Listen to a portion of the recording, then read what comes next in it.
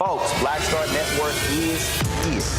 Hold no punches! I'm real revolutionary right now. Support this man, Black Media. He makes sure that our stories are told. Thank you for being the voice of Black America, Roland. Stay black. I love y'all. All momentum we have now, we have to keep this going. The video looks phenomenal. See, there's a difference between Black Star Network and Black-owned media and something like CNN. You can't be Black-owned media and be scared. It's time to be smart. Bring your eyeballs home.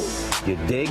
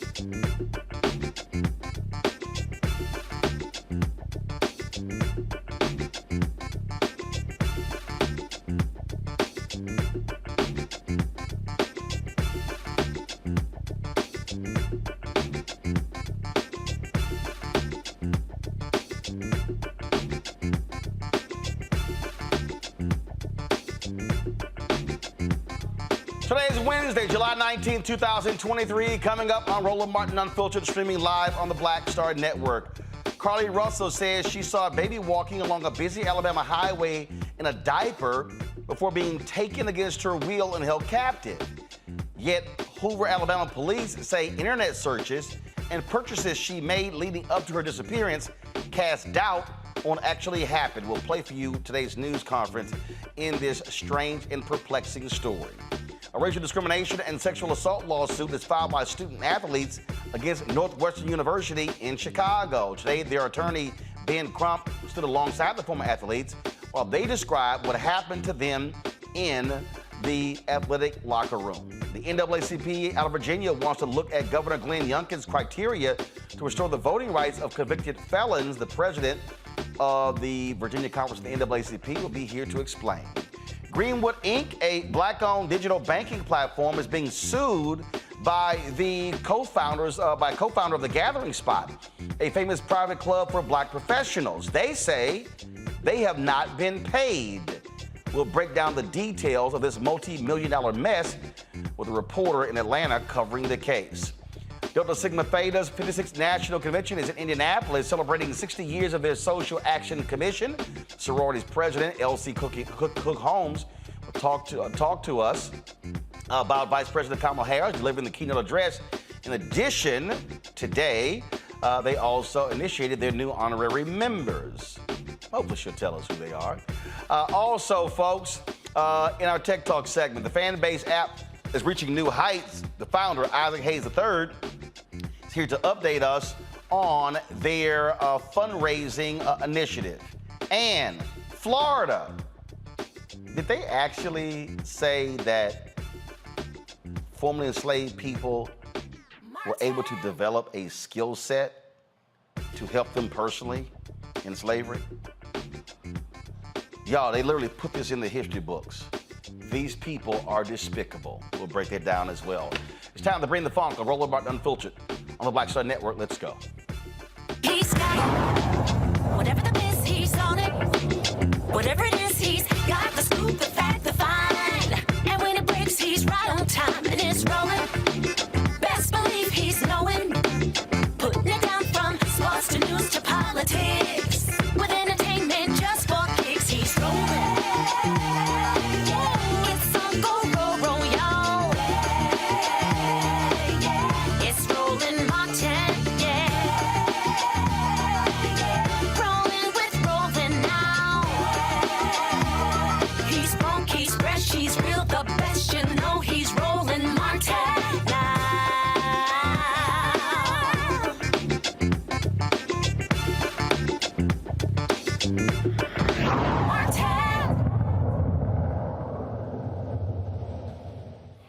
When Carlee Russell came up missing, the nursing student led a lot of people all over Alabama to begin the search for her. People all across the country were demanding that folks look after her. A major search was underway.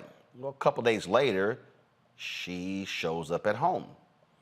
Her family said, give them time. Her brother said she fought her abductors and fought for her life. Excuse me, her boyfriend said that. Well, today, Hoover, Alabama police held a news conference that cast significant doubt on this and essentially laid out that this was likely a hoax.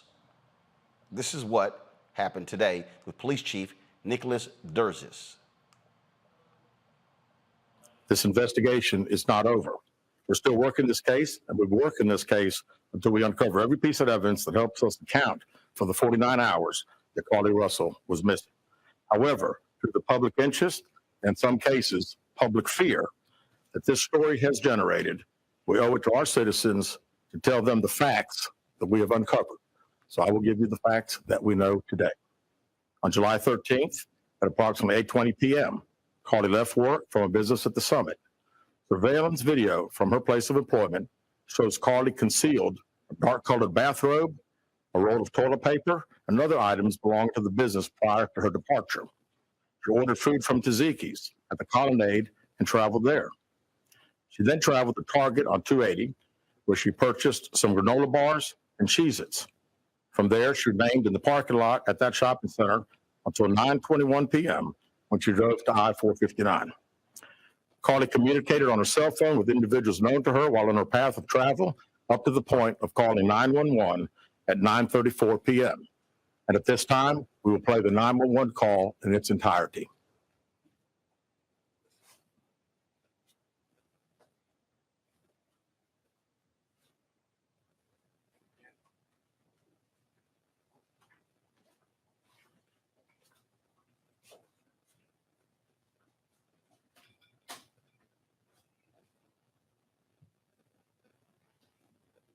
Hi, I am on Interstate 459, and there is a kid just walking by themselves. Oh, hold on. Where on 459 are you?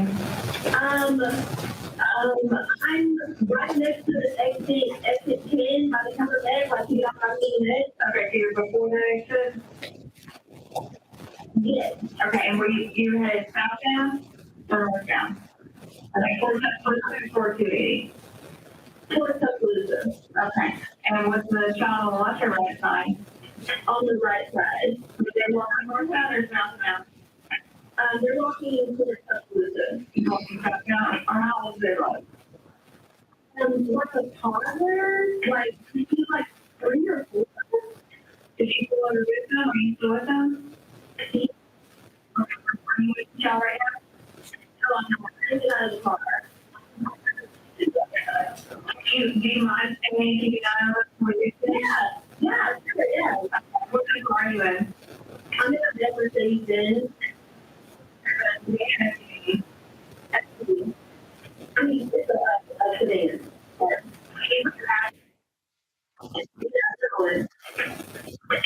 Did you offer to or say anything? No. No. Do they look like they're injured? No, they don't. I mean, one side of the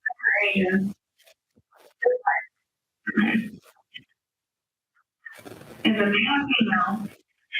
I think it's a little boy. A male? Okay, so he's wearing clothes? Yes. What is he wearing? It looks like he has any clothes on. It looks like a diaper. And you don't see any cars anywhere? No, no cars anywhere.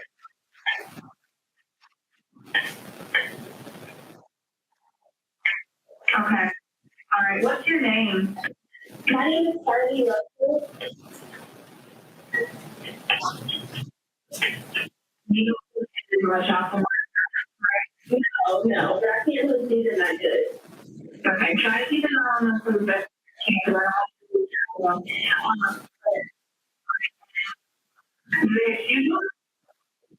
No, she's not that I can't really see that look. All right. on the way. Just try to stay, the officers are on the way, okay? Okay, thanks.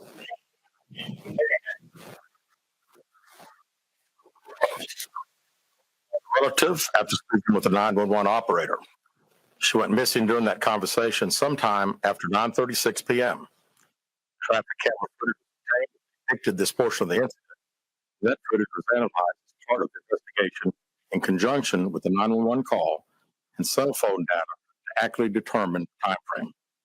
Carlee's 911 call remains the only report of a child on the interstate, despite numerous vehicles passing through the area at that time. No one has called to report that a child is missing, and the Hoover Police Department did not locate any evidence of a small child walking down the interstate. Data from Carlee's phone, including her Life 360 app, shows that she traveled approximately 600 yards in a vehicle while she was on the phone with 911, stating that she was following a child.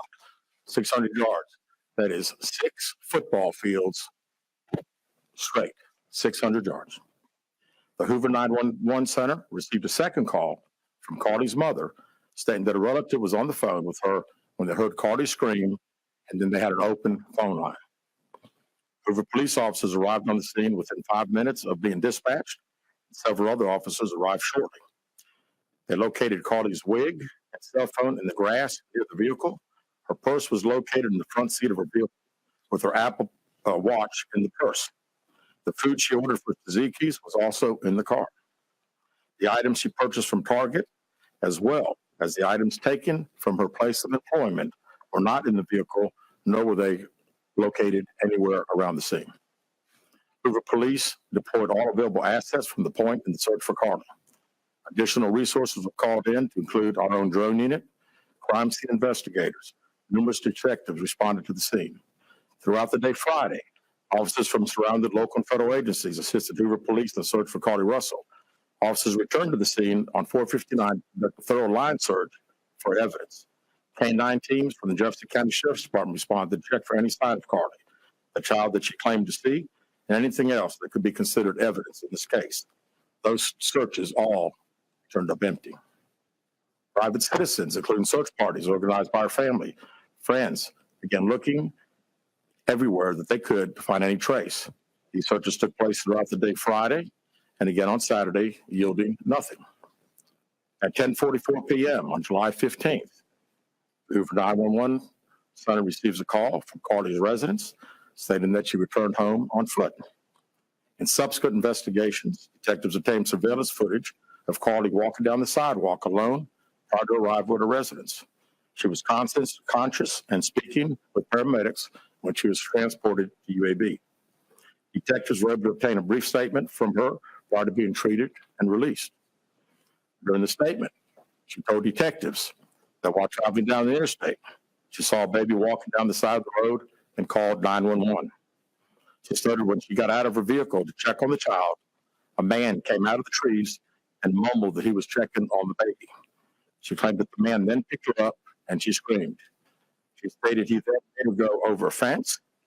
She claimed he then forced her into a car, and the next thing she remembers is being in the trailer of an 18-wheeler. She stated that the male was with a female. However, she never saw the female, only hearing her voice. She also told detectives she could hear a baby crying. She told detectives the male had orange hair with a spot on the back. She said she was able to escape the 18-wheeler and fled on foot, only to be captured again and then put in a car. She claimed she was then blindfolded but was not tied up because the captor said they did not want to leave impressions on her wrists. She said that they took her into a house and made her get undressed. She believes they took pictures of her, but she does not remember them having any physical or sexual contact. She stated the next day she woke up and was fed cheese crackers by the female. She said the woman also played with her hair, but could not remember anything else. At some point, she was put back in a vehicle she claims was able to escape while it was in the West Hoover area. She told detectives she ran through lots of woods until she came out near her residence. During this interview, detectives noted that Carlee had a small injury to her lip, and she claimed that her head was hurting. She also had a tear in her shirt. Detectives also noted that she had $107 cash in her right sock. Out of respect for Carlee and her family, detectives did not press for additional information in this interview and made plans to speak with her in detail after giving her time to rest.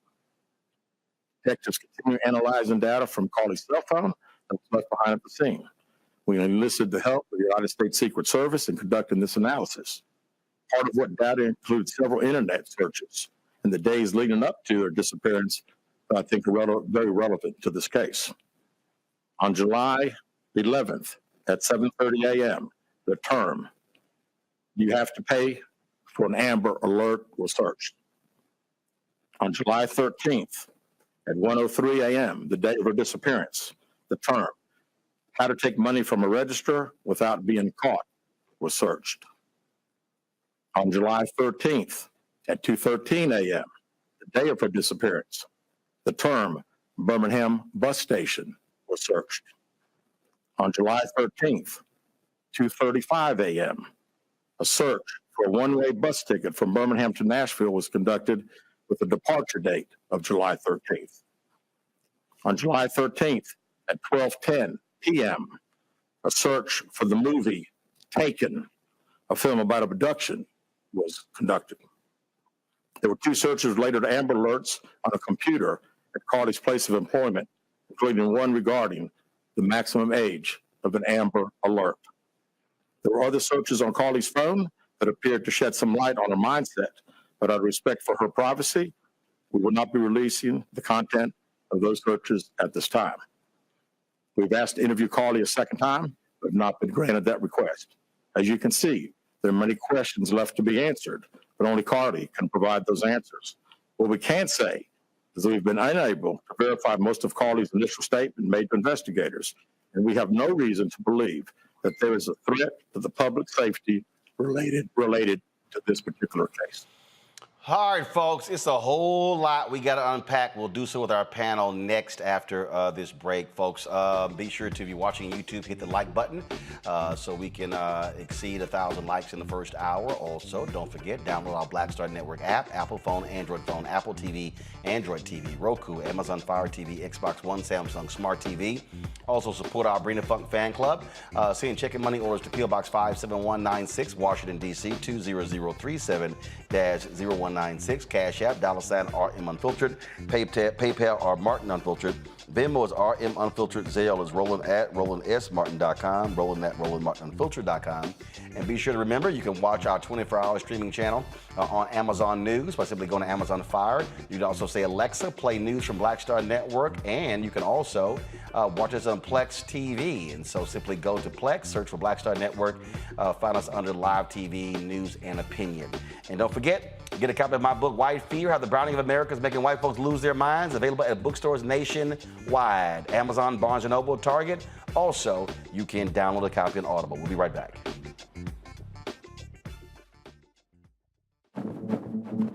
For decades, the tobacco industry has deliberately targeted Black communities and kids with marketing for menthol cigarettes.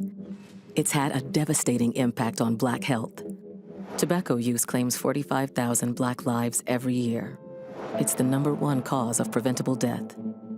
In the 1950s, less than 10% of Black smokers used menthol cigarettes. Today, it's 85%. Menthol cools and numbs the throat, making it easier for kids to start smoking. Menthol also increases addiction, making it harder for smokers to quit. Menthol cigarettes are a big reason why Black Americans have a harder time quitting smoking and die at higher rates from smoking-related diseases like cancer, heart disease, and stroke. It's time to stop Big Tobacco from profiting off Black lives. An FDA ban on menthol cigarettes will improve Black health, save lives, and protect future generations from addiction. Learn more at tobaccofreekids.org/ban menthol. Black Star Network is here. Oh, no punch! I'm real revolutionary right now. Thank you for being the voice of Black America. All momentum we have now, we have to keep this going. The video looks phenomenal. See, this difference between Black Star Network and Black-owned media and something like CNN. You can't be Black-owned media and be scared. It's time to be smart. Bring your eyeballs home. You dig? what's up? It's Tammy Roman. Hey, it's John Murray, the executive producer of the new Sherry Shepherd Talk Show. It's me, Sherry Shepherd, and you know what you're watching, Roland Martin Unfiltered. All right, folks, my panel, Robert Patillo. He is the host of People, Passion, Politics on News and Talk 1380 WAOK out of Atlanta. Rebecca Carruthers, she is Vice President, Fair Elections Center out of D.C. A. Scott Bolden, attorney and former chair in National Bar Association and the D.C. Chamber of Commerce, PAX out of D.C. as well. All right, Rebecca, a whole lot to unpack and digest here. If you look at social media, it's a bunch of pissed off black people because there were a lot of people who organized and mobilized quickly to demand folks search for her. We know cases where black women come up missing and they don't get the same amount of coverage. That was not the case here. Authorities moved quickly, and based upon what we have seen thus far, this was all a hoax. You know, it's sad to say, but this doesn't look good. I'm glad that Carlee is physically safe. And I just want to emphasize she's physically safe. But yes, there's a lot of mental health and other considerations and undergoing evaluation and treatment that's going to have to happen the next few days and even into the coming months. What's really sad about this is on social media, you know, people are comparing this to Jussie Smollett. And what happened, you know, a few years ago with him claiming to go the subway in the middle of the night on a cold, wintry, blizzard-filled night in Chicago. But like you said, we also know that Black women and girls, Hispanic women and girls, and Indigenous women and girls go severely underreported and missing across this country, as well as resources aren't used or targeted towards the effect of finding and returning them back to their friends and family. This situation is very sad. I know we're going to find out more in the next coming days. But, you know, I really do feel for the young woman, and I do hope she gets the help that she needs.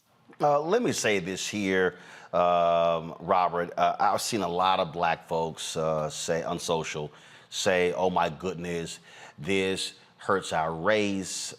This hurts when there's a real case where a black woman is gone missing or abducted. This is just not right. Let me remind people of what took place last year. Go to my iPad. California woman who admitted to faking her kidnapping is sentenced to 18 months in prison. Sherry Papini gained national attention when she was missing for weeks, and then they found her actually with her ex-boyfriend.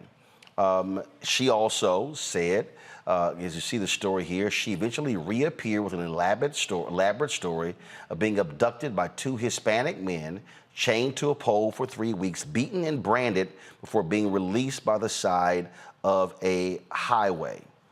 She was actually, so while people were sitting here looking for her, she was actually, as the article says, she was staying with a former boyfriend nearly 600 miles away in Southern California and had injured herself to back up the false statements. I don't recall anybody saying that, oh my God, this is devastating to the white race. I don't recall people saying, oh my goodness, that this now means that the next white woman who comes up missing, folks are not going to look for her because of Sherry Papini. So, black folks, pump the brakes. I get in terms of what happens, but this ain't the 1920s and 30s when we got to deal with that BS, you know, your credit to your race. One black person does something, is that reflective of all black people?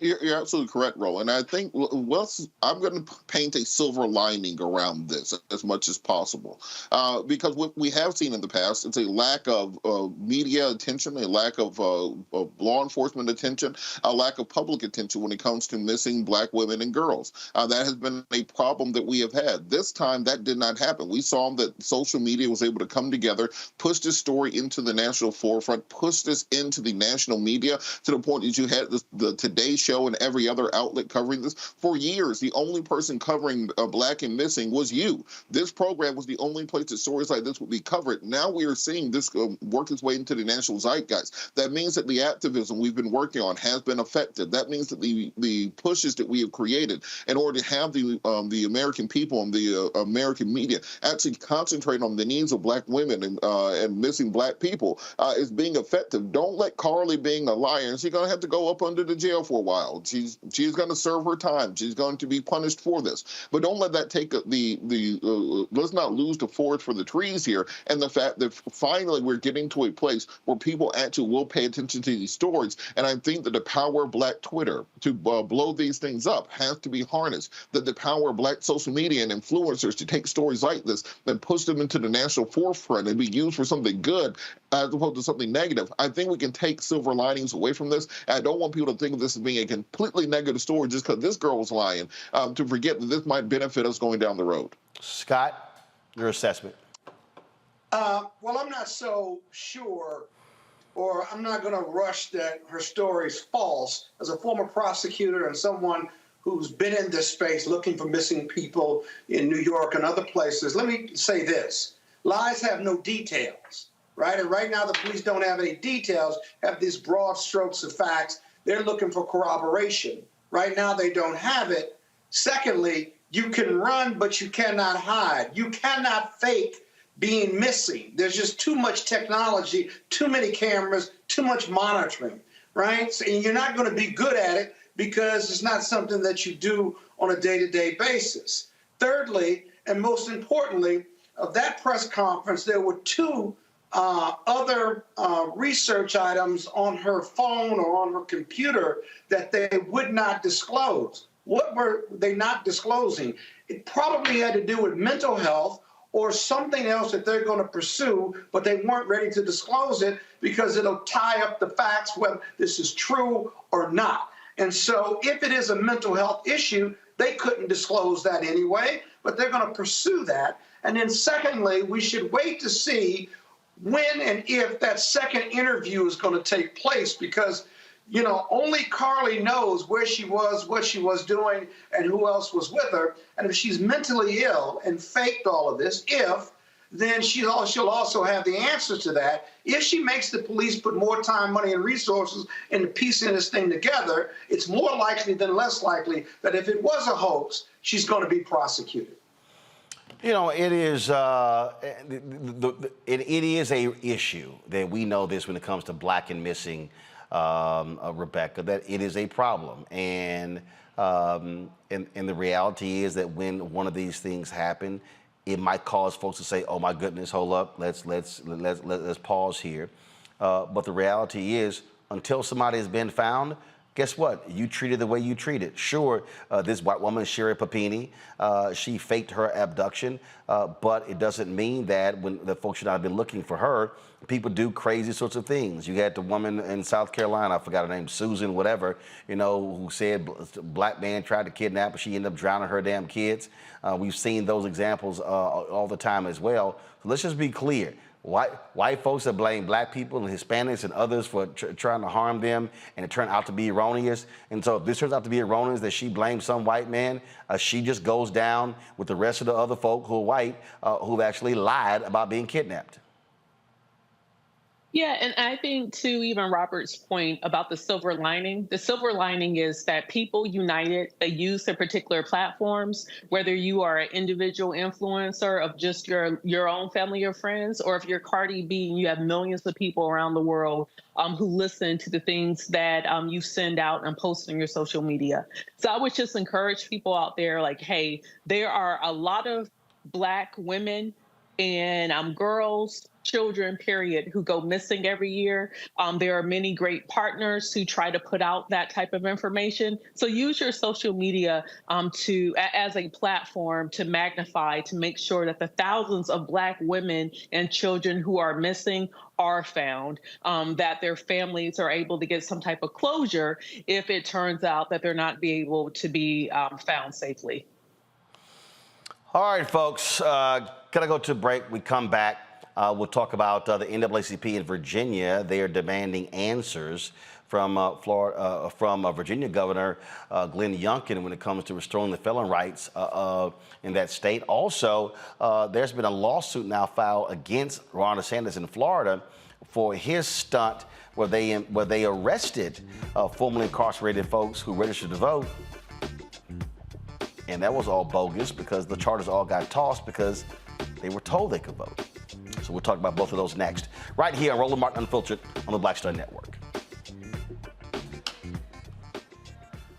My early days on the road, I've learned, well, first of all, as a musician, I studied not only piano, but I was also drummer and percussion. I was all city percussion as well. So I was one of the best in the city on percussion. There you go. Also studied trumpet, cello, violin, and bass, and any other instrument I could get my hand on. And with that study, I'd learned again what was for me. I learned what it meant to do what the instruments in the orchestra meant to each other in the relationships. Right. So that prepared me to be a leader. That prepared me to lead orchestras and to conduct orchestras. That prepared me to know to be a leader of men, they have to respect you and know that you know the music. You have to be the teacher of the music. You have to know the music better than anybody. There you go. Right, so you can't walk in unprepared.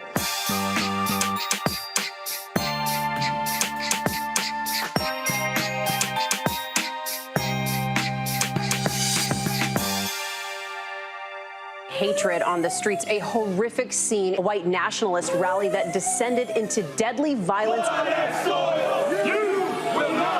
White people are losing their damn minds. As an angry pro-Trump mob storms the U.S. Capitol, we're about to see the rise of what I call white minority resistance. We have seen white folks in this country who simply cannot tolerate black folks voting. I think what we're seeing is the inevitable result of violent denial. This is part of American history. Every time that people of color have made progress, whether real or symbolic, there has been what Carol Anderson at Emory University calls white rage as a backlash. This is the rise of the Proud Boys and the Boogaloo Boys. America, there's going to be more of this. Here's all the Proud Boys, guys. This country is getting increasingly racist in its behaviors and its attitudes because of the fear of white people. The fear that they're taking our jobs, they're taking our resources, they're taking our women. This is white fear.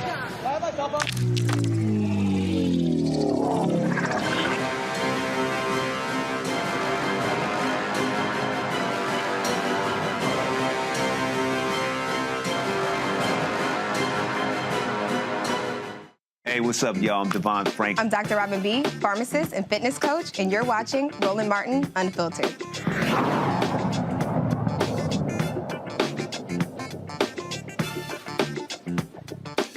All right, folks, in Virginia, Governor Glenn Youngkin weighs restoring the voting rights after criticism from the NAACP. He's deliberating some of the circumstances of their crimes, focusing on being less likely to favor those who use a firearm to commit a crime. Youngkin's administration is accused of operating an increasingly slow restoration process, which could result in thousands of voters being blocked from participating in upcoming elections, drawing a lawsuit from the NAACP. Their lawsuit points out that Virginia has the 5th highest number of citizens disenfranchised for felony convictions. Black Virginians comprise under 20% of the state's voting age population, but account for nearly half of those disenfranchised due to felony convictions. Keep in mind, in Virginia, this all goes back to the early 1900s when a racist legislator literally said the reason they were passing these laws was to keep the darkies from voting. That is the origins of Virginia's racist felony disenfranchisement law. Robert Barnette Jr. is the president of the NAACP conference in Virginia. He joins me now from Richmond. Robert, glad to have you here. Have you heard back from the governor's office? Well, Roland, we haven't heard back from the governor's office, although he did come out with the statement you just made, indicating that the process is in place. I mean, what he's saying is that people who are incarcerated get all of the information when they leave the correctional facility. But That's not the procedure. What we want is the procedure for restoring rights. Let us know what that procedure is so we can communicate it and we can respond to persons who wants their rights restored. Now, the previous governor, Terry McAuliffe, Democrat, he actually issued a blanket, in terms of a blanket clearance to allow people to vote. Right. Then the Republicans sued, and they said, no, he had to do it individually. So he said, fine, I'll sign individual.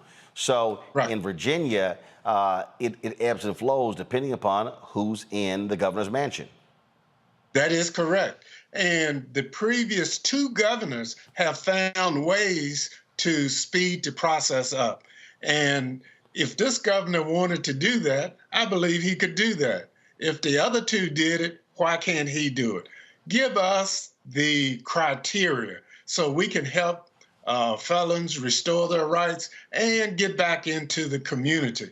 Once they're in the community, we know that they contribute vastly to the economy and re-engaging in the community. And the right to vote is key to that. You know, when what we're seeing again, this is one of those distinctions when I try to make clear to people and people say, oh, Republicans and Democrats, they are the same. This is one of those cases that are not.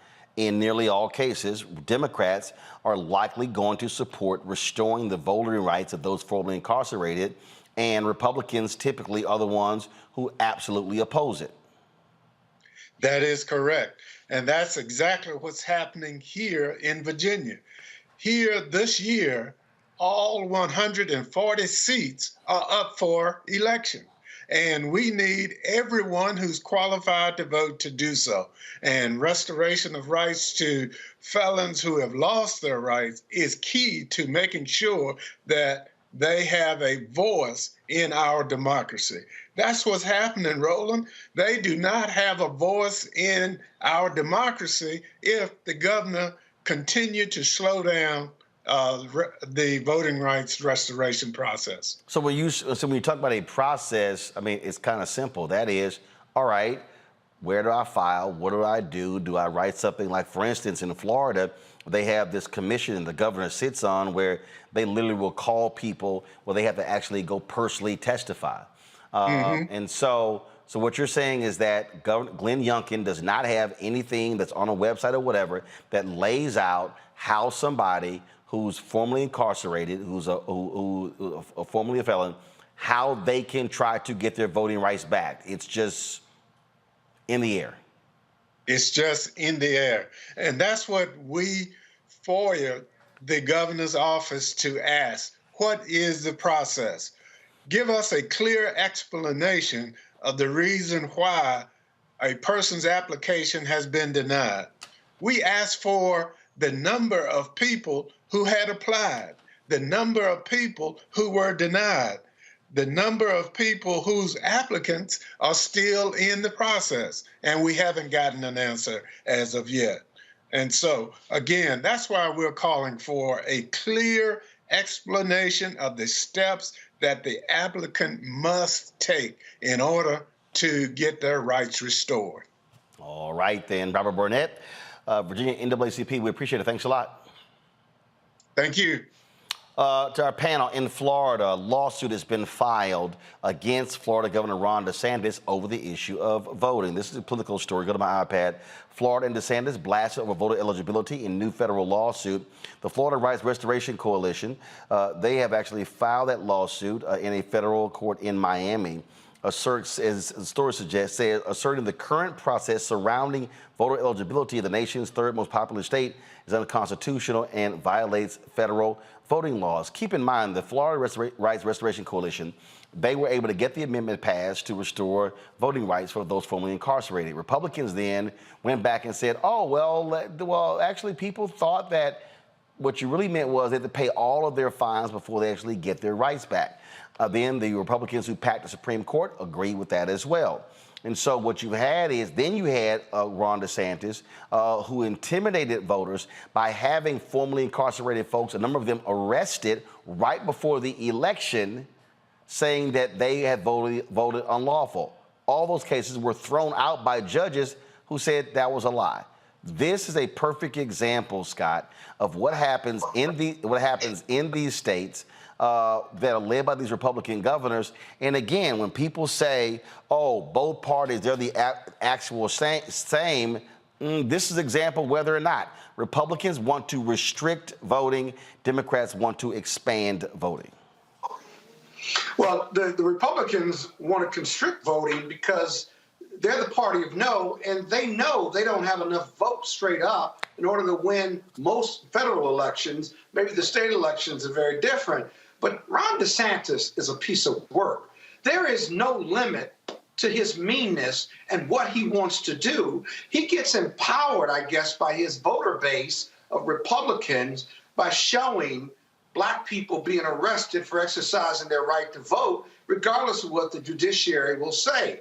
Now, what's even worse about this is we know that Black people don't have a great relationship with the police. So you create an environment where you issue an arrest warrant, you send the police out to arrest a Black man in front of his home, as your video indicated, and who knows what the circumstances will follow from there if they don't have their video cam on, or if the person runs or is afraid or has some issue, he gets beat up or he gets tased, or worse, he gets shot. And the core reason for why they were there to arrest him was an invalid reason regarding the vote, their vote, and they were told to vote, and the case was dismissed. If harm came to that defendant, despite the dismissal of the case, that individual may not be here or may be arrested for a resisting arrest. It's a risky environment by merely going out and arresting these people falsely. That's the danger of this. Despite as well as the unconstitutionality of it, that's the danger of this. And they know it. Rebecca, this is what the Political Story says. Carrie Dunn, who works for the Free and Fair Litigation Group, one of the firms representing the coalition, said, quote, "Ever since the people of Florida passed a constitutional amendment to grant people with felony convictions a new right to vote, the governor and the state have done everything in their power to prevent those 1.4 million voters from actually voting." You know, Roland, my organization actually helped make sure that that particular amendment passed in Florida, and we've been fighting ever since to make sure that folks who are otherwise eligible and should be able to register to vote, they should be able to vote. I do want to just backtrack with Virginia for a moment. My organization actually filed suit in April against Governor Youngkin for this arbitrary rights restoration process. And specifically, the three previous governors had made it very clear and objective, and they've used neutral criteria in determining who gets their rights restored and who doesn't get their rights restored. So I just want to say that we're representing No Left Turns, which is a Black-led, Black-founded organization that supports returning citizens getting acclimated into society after they serve their time. But I also want to push back here, too. It's not just Republican governors here, but we actually have a Democratic governor. In Kentucky, Governor Andy Beshear. Andy Beshear in 2019, he signed an executive order which allowed for rights restoration for certain felony convictions in Kentucky. My organization is currently suing him because he doesn't include certain federal felony convictions and certain out-of-state felony convictions that if it was a Kentucky conviction, the rights would be restored. But because it happened in a different state, the rights aren't being restored. And so while we do see that the trend is that Democrats are leading with the expansion and supporting voting rights, I just want to point out we do have pockets where we have Democrats who aren't doing a good job with this either. And so we need, whether you're a Democrat, a Republican, nonpartisan, people should have the right to vote in this country. If they're eligible to vote, then it is imperative for our democracy for us to keep people civically engaged in this country through voting. Robert, the lawsuit also says through this campaign, the defendants have created a climate of intimidation, even among people who believe in good faith that they are eligible to vote. They fear that they may be criminally prosecuted. Go to my iPad, please. If their beliefs turns out to be wrong, the lawsuit states. This effort, coupled with the earlier created roadblocks to registration, has turned the simple act of voting into a complicated and risky venture in the eyes of those who were re-enfranchised by Amendment 4, as well as others who have been affected by the defendant's conduct. What happened was they literally sent cops to arrest people. And these were people who were arrested. They had jobs. They had to get bail. And then so it's a chilling effect, because if you didn't get arrested, you're like, hey, I don't want to chance this thing. I got to go through that crap. This is the time that I like to remind people that felony disenfranchisement is not constitutional. The concept of felony disenfranchisement is based upon a portion of the Civil Rights Amendment, the 15th Amendment, that says a person, the right to vote will not be abridged unless yada, yada, yada. And then it says conviction of a high crime or participation in an insurrection. That is to say, the reason that we even have felony disenfranchisement right now is a misinterpretation of the post-Civil War amendments that were meant to stop former Confederate soldiers from voting and for holding public office after they rebelled against the United States of America. Courts in the as recently as 1974 in the Ramirez decision held that to mean that somebody convicted of a felony on the state level could be disenfranchised. We could change that with an act of Congress so we get the 60 vote to the United States Senate. If this case went back before a Supreme Court that wasn't controlled by MAGA justices, it could be overturned on the federal level. So instead of playing this kind of whack-a-mole, this kind of state-by-state issue of trying to determine what felony disenfranchisement is and isn't, what are the free states and the slave states when it comes to who's allowed to vote, I think this is a time that we have to make a federal push on this issue. I've been talking about this for 20 years at least. This is the time when it can happen. If you want to get Republicans on board, just remind them that after President Trump is convicted of all these felonies, he won't be able to vote unless we change the felony disenfranchisement rules.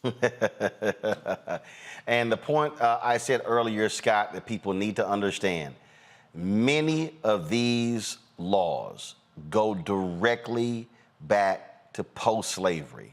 They go to Jim Crow. And we just cannot act as if that's not the case. So they can try to say, well, that was so long ago, we've updated, and so there are other reasons today. No, the purpose of these laws, and the laws were changed because the white folks needed black people to be out there giving free labor, and then they knew they go to prison, then the 13th Amendment doesn't apply, and therefore they can have free labor in those prisons. The peonage system was real, and so the laws were changed. They were specifically changed to target black people. So you can add black people to the whole Confederate soldier piece that they didn't want to be able to vote as well. It's all rooted primarily with slavery and racial discrimination against black people and brown people. And you still have the majority of these prisons in the U.S. filled with black and brown people because they're unfairly targeted. But the reality is you can throw bail reform in that federal legislation, Robert, also, because at the state level, Illinois just did away with, and the Illinois Supreme Court just said it was constitutionally feasible to do away with bail requirements, which is also caught up in this whole cash bail system. Yep. Cash bail, at least. So, but again, that cash bail folk kept people in jail if they had prior records, or if they couldn't afford to pay $500 or $100 to get out of jail. So lots of reform to do. Black people got to vote. You get black people to vote and put Democrats in who share their values, you can change a whole lot of this stuff legally. But we don't vote. So we're stuck with trying to manage the results of not voting. Well, we vote. We're simply not voting our enough. No, we don't vote enough. No. Excuse me. Scott, you're a lawyer. You're a lawyer, and I operate factually.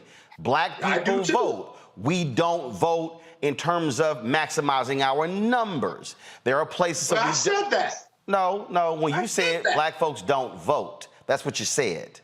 Yeah, well, they don't. We need them to vote. Well, no. But again, though, saying that we don't vote and saying that we need to be maximizing our numbers are two separate things. The reality is, well, again, though, you were wrong, and so you're being corrected.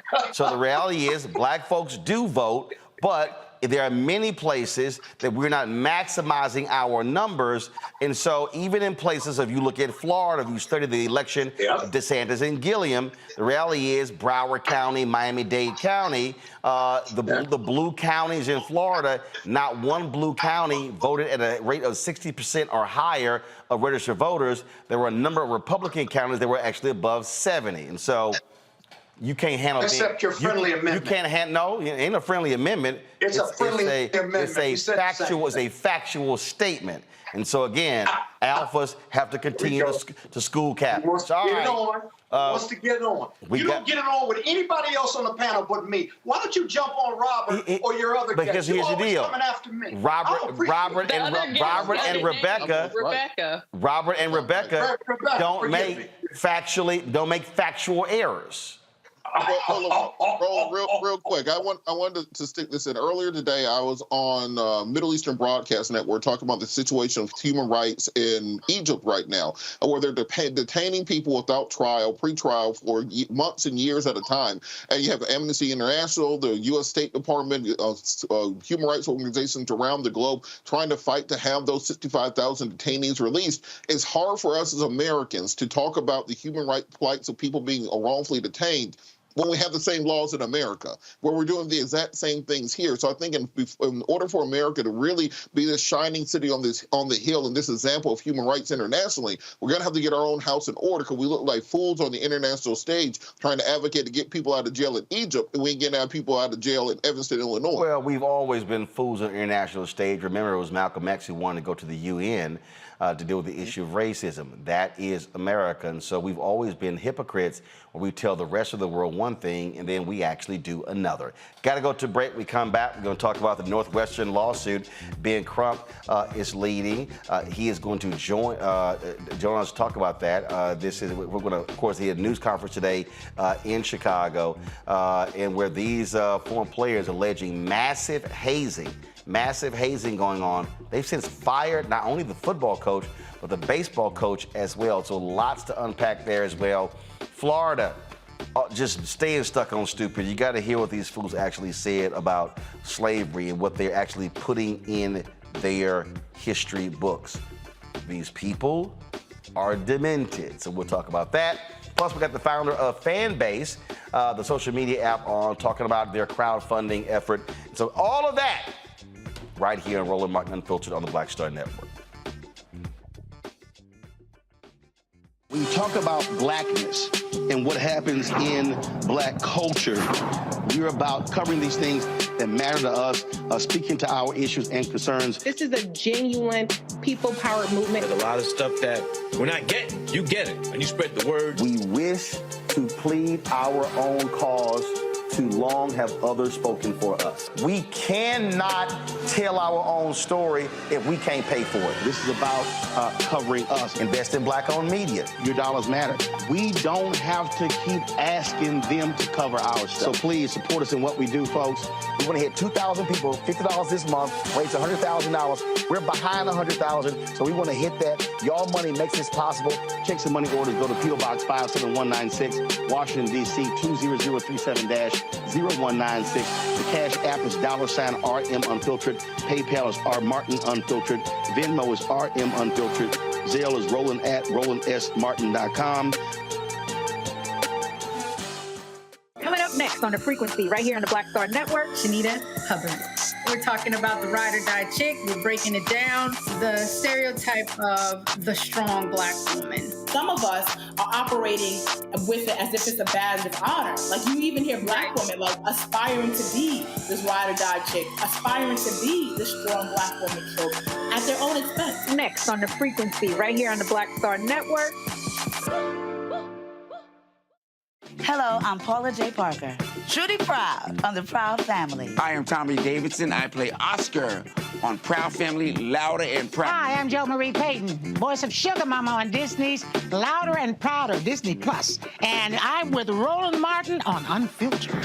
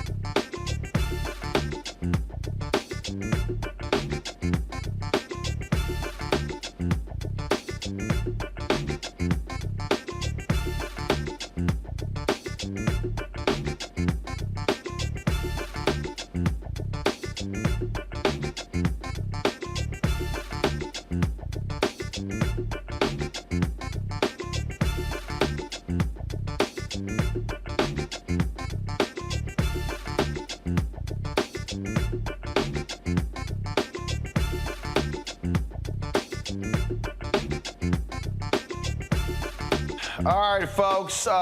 Former players at Northwestern are angry and upset. They are alleging massive hazing taking place among the athletic programs there. They say the leadership there has allowed racial discrimination, enabled and concealed sexual misconduct amidst a hazing scandal. 2 coaches, the football coach and the baseball coach, have both been fired. Today, civil rights attorney Ben Crump and several former players described what they experienced and why the lawsuit is critical. Over 15 young men and women who were college athletes at Northwestern University. And we're here this morning after talking to over 50 former college athletes at Northwestern University and being retained by over 15 young men and women who are former athletes who articulated their experiences while participating at Northwestern University athletic program. Fortunately, all of us were placed into a culture where, as you've heard, sexual violence and sexual assault was rampant as a hazing practice. Unfortunately for us, we were incoming freshmen, so we had no reference point to know if this was just a college football thing or just a uniquely Northwestern thing. So that's kind of what went into normalizing it for us and leading us not to question it too much. Obviously, in the moment, it was weird, but when you zoom out, like, everybody else was doing it. So is this a normal thing? We're also 17. So the reason why the rest of us are coming forward is to strengthen and empower other student athletes who potentially are going through this at this very moment, and to have our story be heard and encourage other people to do the same thing. I was a scholarship quarterback and wide receiver for the Northwestern Wildcats for the 2015, 2016, and 2017 seasons. I graduated early and left the team before my final season. I grew up in Oak Park, and I come from a family of proud Northwestern graduates. My great-grandfather, my father, and my older brother are all Northwestern alumni. Growing up, I attended Northwestern football games and used to watch my brother lead the drumline while imagining how amazing it would be to follow in my family's footsteps and put on that Wildcat jersey. Like the other players involved in this legal action, I was very proud and excited to accept a scholarship and be part of the football program. However, the university and the football program has let us down. That's why we're here today. Upon arrival to campus, we were thrown into a culture where physical, emotional, and sexual abuse was normalized. No teammate I knew liked hazing. We were all victims, no matter what our role was at the time. But the culture was so strong that we felt we had to go with it to survive, to be respected, and to earn the trust within the football program. There was a code of silence that felt insurmountable to break, and speaking up could lead to consequences that affected playing time and could warrant further abuse. Normalizing this culture became a necessity. The abuse of hazing was so entrenched in the Northwestern football culture that even some of our coaches took part in it. The graphic, sexually intense behavior was well known throughout the program. We were physically and emotionally beaten down, and some players have contemplated suicide as a result. The abusive culture was especially devastating for many players of color. My situation was unique. I'm a legacy student, and my parents had the means to send me to Northwestern or any college with or without a football scholarship. But that was not the case for many of my teammates, especially those of color. Many of them were the first in their family to attend college, and this football scholarship was their only ticket to a better life, whether that was pursuing it professionally or getting a great job post-graduation. They were under great stress to fit in and succeed within the Northwestern football program. They had so much at stake and had no voice or power to stop the abuse. So today I'm proud to come forward amongst my brave teammates here today to let the truth be known, a truth that is perpetuated for decades. We hope that with our public efforts, that we will empower those affected by physical, emotional, and sexual abuse to share their stories, and we're letting you know that we're in this together and we support you. It's not easy for any of us to come forward. A lot of this stuff is embarrassing, it's painful, and we know that we're making ourselves targets for criticism. But we feel strongly that we must do our part to make sure that this type of behavior ends, not just at Northwestern, but throughout college sports. We're here to support and validate the accusations of the current Northwestern whistleblowers regarding the true abusive nature of the hazing. We do not want any more college students or athletes to endure what we had to endure for so long and repress. Scott, when I did I did a variety of interviews with Vlad TV, but also when I did my commentaries talking about how I despise hazing, I've had people come up to me, alphas, kappas, omegas, sigmas, saying, "Man, I'm glad you said it." Guys who said they experienced it, but they didn't say anything. They went along with it. I've run into people who said they still, to this day, bear the scars and the trauma of being hazed when they pledged. What people need to understand is that we know what happened when the drum major, Florida A&M, was killed. There was massive hazing in that band and other bands as well. I remember my high school band, they actually hazed. They were pissed off at me because they had a rule that if you were first chair, you couldn't get hazed. Well, I came in because the thinking, well, a freshman, there would be first chair. Well, I came in first chair, so they were pissed because they couldn't haze me. And I'm like, well, that ain't gonna happen anyway. Then, because I was like, because I'm sorry, I'm not letting somebody abuse me and do some stupid shit, especially if we the same age. Man, get the hell on. So then what people are now understanding is you see this hazing, this sort of this sexual deviancy, if you will, among football teams as well. There's no way in hell coaches are unaware of what's going on in their program. Yeah, because it's their program. And when I was listening to your story, the lead-in and the press conference, I was thinking, how does being sexually deviant or racist to a football team or players help you win on the football field? And we can go back and forth about the hazing of fraternities and stuff. I mean, I pledged in '81 in a Southern school, Morehouse. There was a lot of that still going on. And over the years, I've evolved. I'm 61 now, and looking back, I still raise the question, what do they tell young men and women? Men and women. What do they tell us at 19 and 20 years old to accept that type of abuse, to make you closer to the brotherhood or the sisterhood, and to create a stronger bond when you go over? It's a lie. Buy it. It's a lie.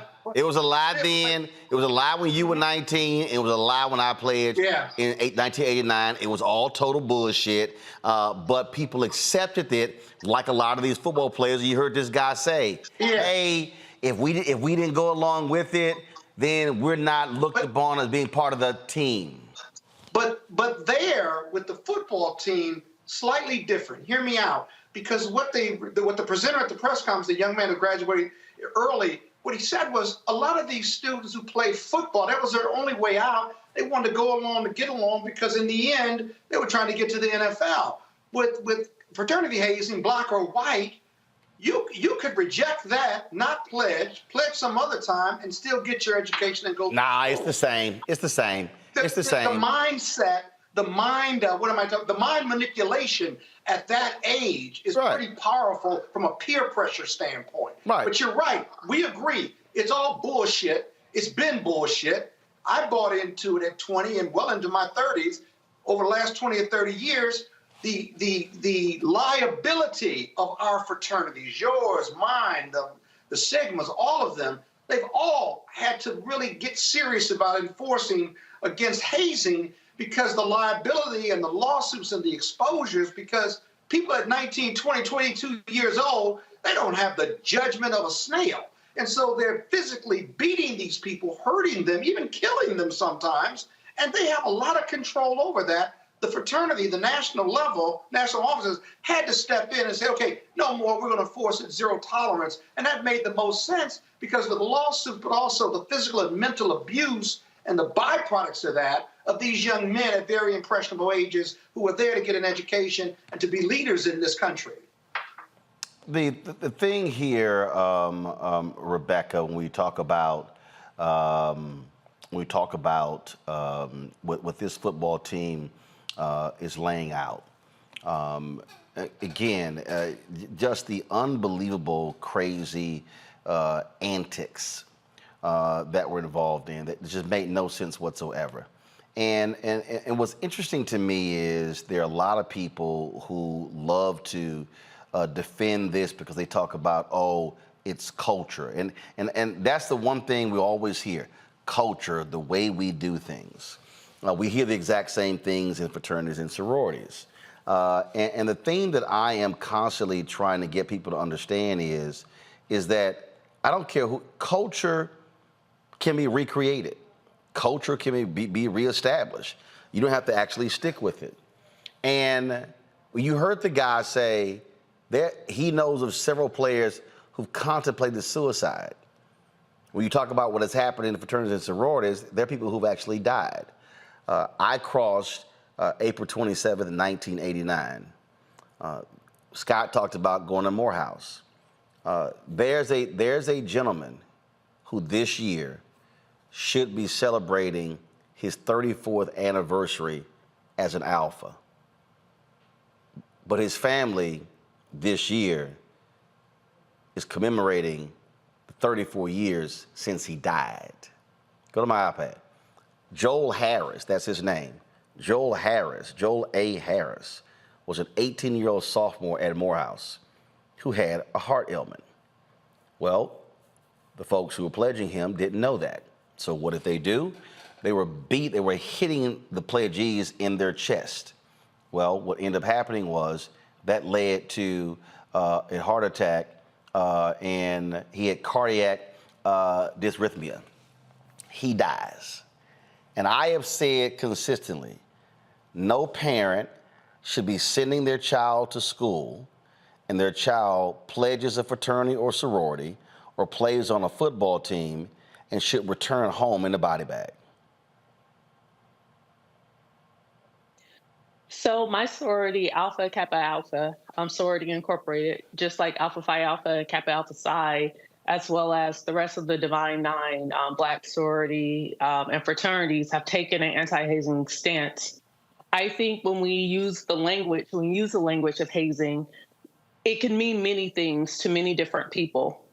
And when I watched the press conference with Northwestern, I was thinking about that and thinking about the term hazing.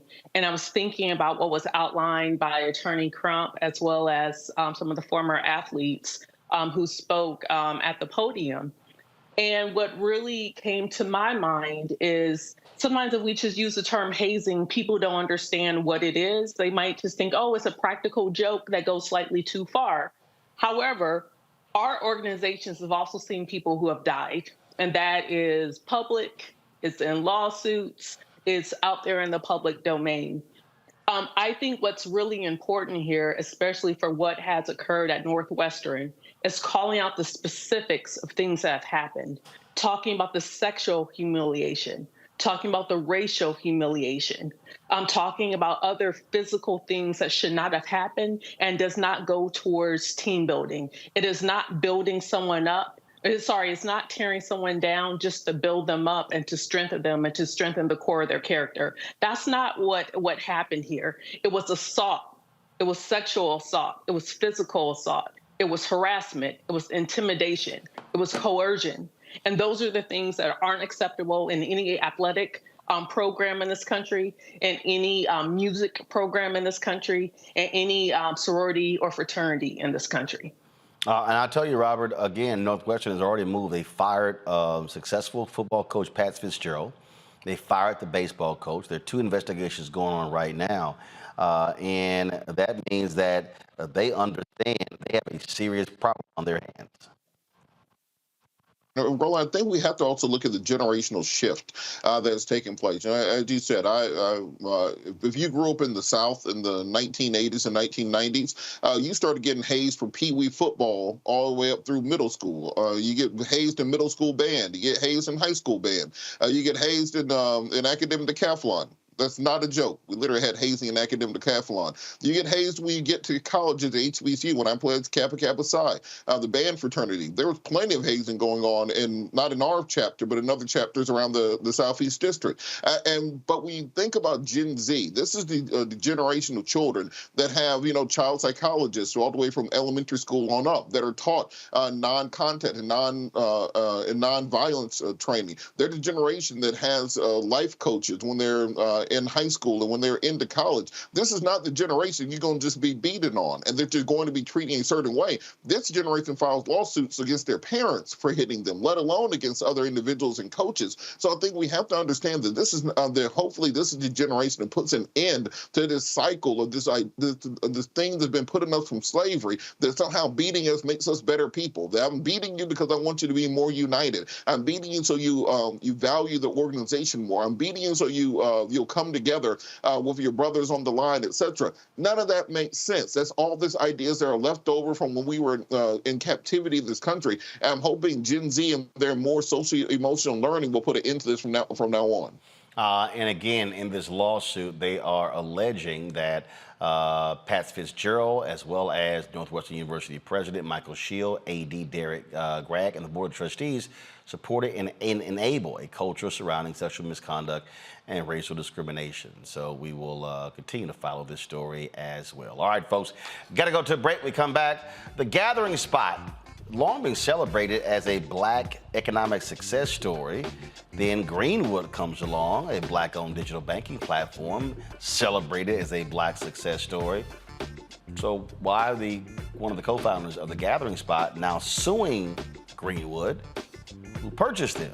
We'll break that thing down. Next on Roland Martin Unfiltered on the Black Star Network. Next on The Black Table with me, Greg Carr.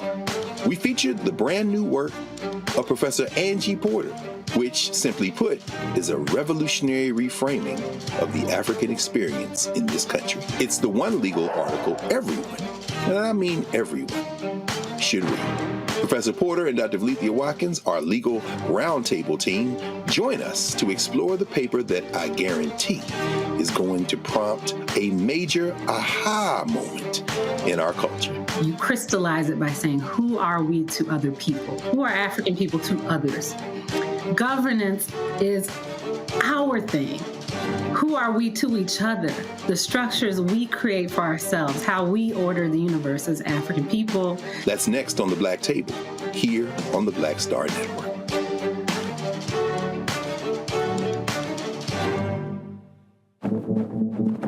For decades, the tobacco industry has deliberately targeted Black communities and kids with marketing for menthol cigarettes. It's had a devastating impact on Black health. Tobacco use claims 45,000 Black lives every year.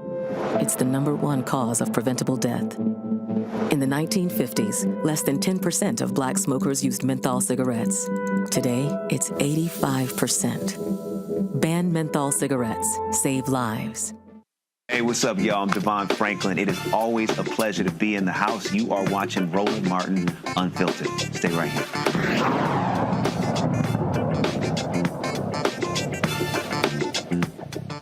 All right, folks. Greenwood Inc., a black-owned digital banking platform for Black and Latinx individuals. I hate that phrase, Latino. I hate Latinx. They don't even use it. 2% use Latinx. So you never put Latinx in the script. They don't even use it, okay? All right, for Black and Latinos business owners, they acquired the Gathering Spot, a popular private members-only club for Black professionals, in May of last year. Nearly a year later, the Gathering Spot co-founder Ryan Wilson has now filed a lawsuit on behalf of himself and co-founder Tequila Peterson against Greenwood CEO Ryan Glover and board members Dr. Paul Judge for alleged fraud and deception. The lawsuit filed in Fulton County, Georgia Superior Court claims Greenwood failed to make post payments based on their sales agreement.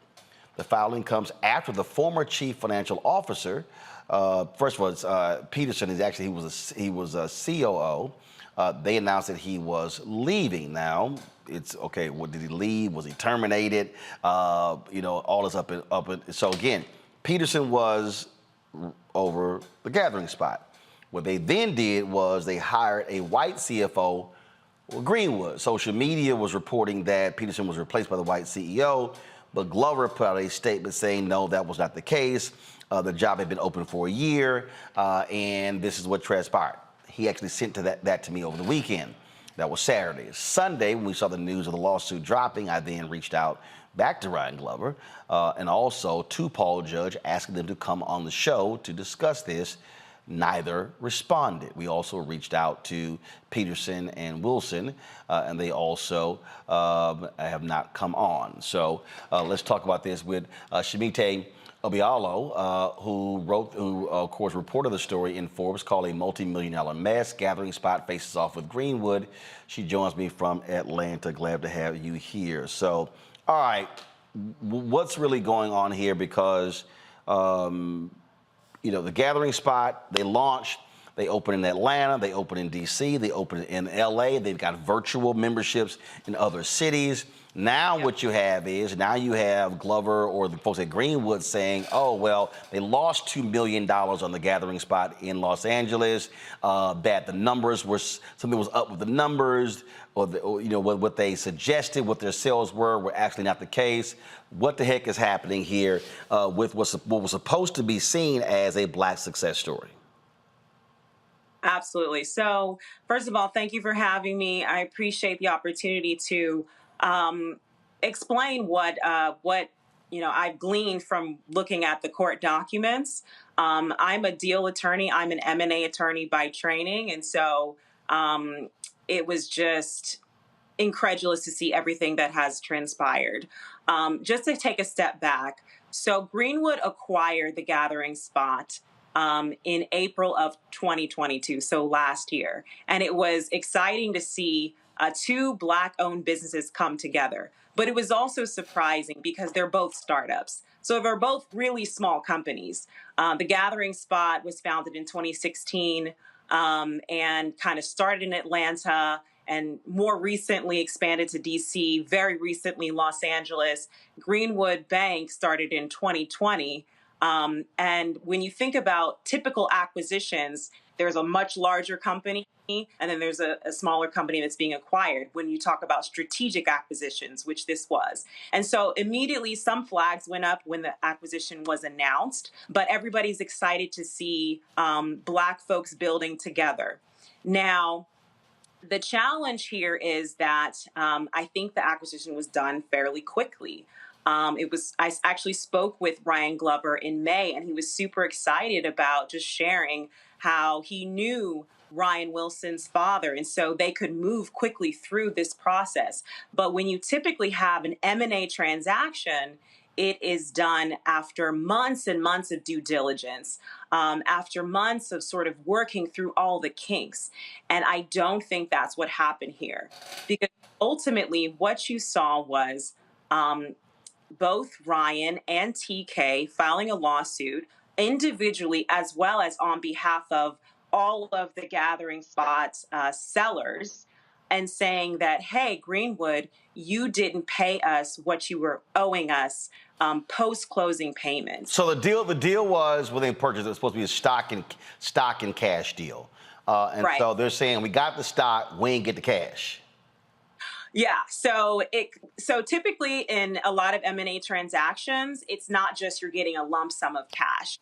Typically, the consideration, as it's called, is broken down into a couple pieces. And so in this case, it was cash up front, but that cash was also, there were some contingencies around it.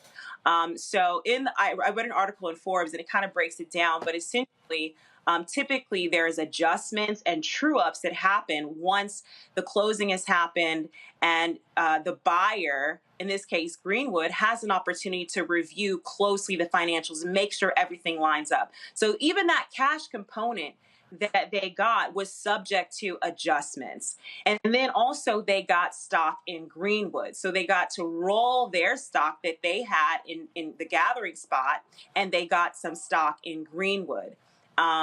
And so, there were different components to it. But unfortunately, when it started coming time to paying some of these, I'm sorry, the final component was an earnout. All right, so an earnout is where you have to reach certain performance milestones. You have to reach certain revenue metrics, and then you get another lump sum of money. So there were all these contingent payments, and essentially Greenwood has refused to pay any of it. All right. So, and what this also has done, this has also led to a lot of folks now asking a lot of questions about Greenwood.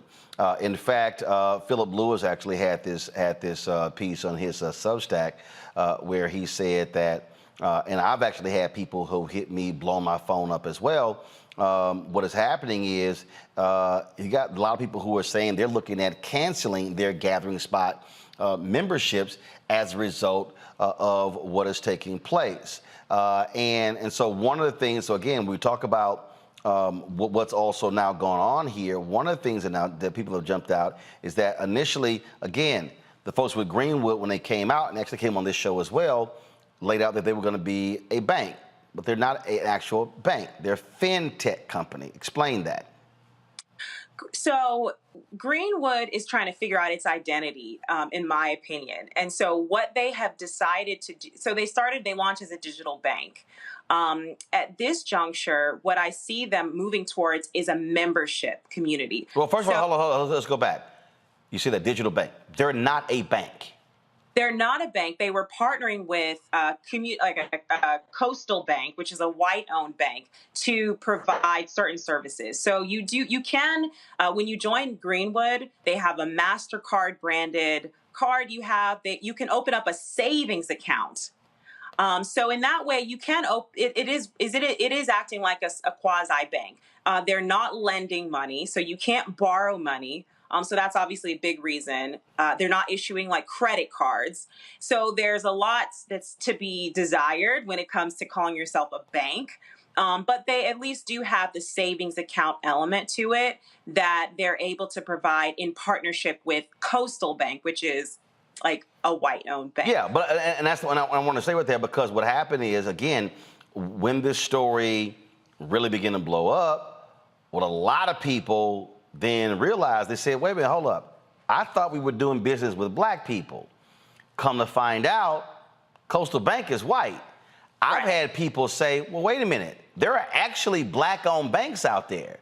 Why did Greenwood not go partner with the black-owned banks? Why are they partnering with this white bank, this Coastal Bank? That's one of the questions that I've heard people actually raising since this story became public.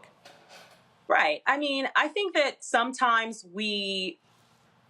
there's the rhetoric and then there's the reality. So if you look at who's funding Greenwood, top banks, venture arms of top banks, Truist Bank, City Ventures, PNC Bank. These are all like white banks, right? That's the banks in terms of where they raise money. But the people who have been signing up were black people. And it was sold, because again, when they came on this show, it was sold as, hey, this is a black bank. That's how it was sold.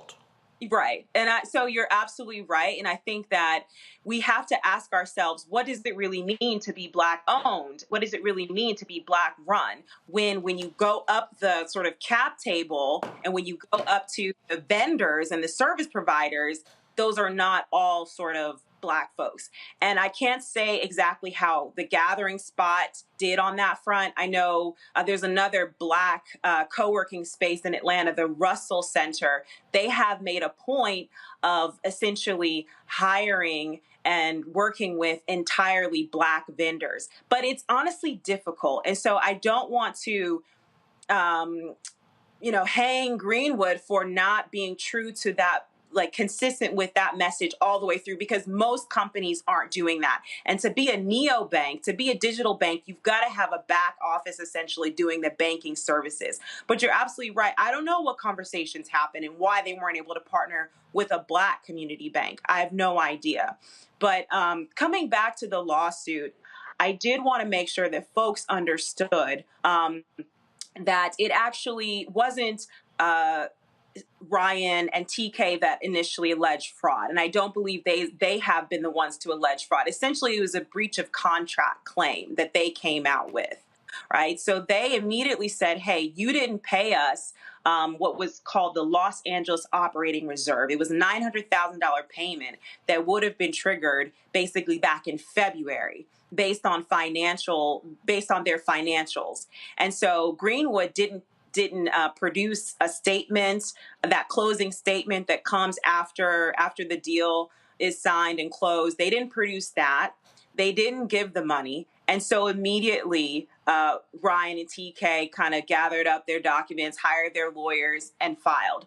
It's Greenwood that responded and said, hey, no, we don't owe you this money. Why? Because your financial statements were all wrong. So they weren't consistent with what the purchase agreement said, which is supposed to be GAAP. It's supposed to be an accrual-based accounting methodology. And you guys use a cash-based accounting methodology. And what that can do is that can change what your revenue looks like, what your expenses, what your debts look like drastically, especially if you're looking at a specific measuring period. But here's what I don't understand. Here's what I don't understand. I was involved. We were looking at doing a crowd fund. Yeah. And so what we then did was we then were going through financials. And what you just described, that's what they said. They said, hey, you guys are operating via cash accruals, and then we need GAAP. So we were like, okay. So we went through a process to actually do that. I'm trying to understand, if you are acquiring them, how in the hell you don't say that up front? How are you saying it after the fact? Absolutely, it makes no sense. That's why I said it was rushed. I literally said, before we do a crowd fund, before I even think about selling equity, let's get the book straight to make sure that we're satisfying this GAAP accounting versus a cash accruals, and that's what we did. Now, I never did the crowd fund. I didn't sell any equity, but that's what we're now. That's how we now have it set up. Yep. No, absolutely. So I can't say for sure, but this feels opportunistic. You know, it feels like they didn't understand the business that they were acquiring. Because you look at something like the Gathering Spot. This is a co-working space, essentially. It's a members club, but they've got a restaurant element. But at the end of the day, it's a brick and mortar business. So it's a capital intensive business, right? And then not only with the real estate, but also think about the people that they're hiring to operate the hospitality staff. So it's a capital intensive business. And Greenwood, if they did their due diligence, they would understand that. And so the fact that they're coming back now and so shocked that there isn't net income or profits in the Los Angeles location after just less than a year of operations, it doesn't make sense. The fact that they didn't do a quality of earnings, which is typically done before you acquire any business, you typically hire accountants, you do a quality of earnings report to kind of pressure test the financials. So things aren't adding up there. At the same time, the language in the purchase agreement was quite clear that it's GAAP, you know? And so the fact that the Gathering Spot didn't have the correct financials, you know, you're big boys. You can't just say, well, we just did it cash basis. We just did it that way. We always have. That's not a good enough excuse. So on both sides, it looks like they were kind of sloppy. And so in my view, there's good people on both sides. There's bad people on both sides. I think the issue here is the fact that Gathering Spot, their equity was rolled into Greenwood. And so right now they're looking at Greenwood being attacked and Greenwood's sort of brand equity really declining. But that also means that the Gathering Spot is also being, in a sense, declining, because all the shareholders are now tied up in what happens with the Gathering Spot, with Greenwood.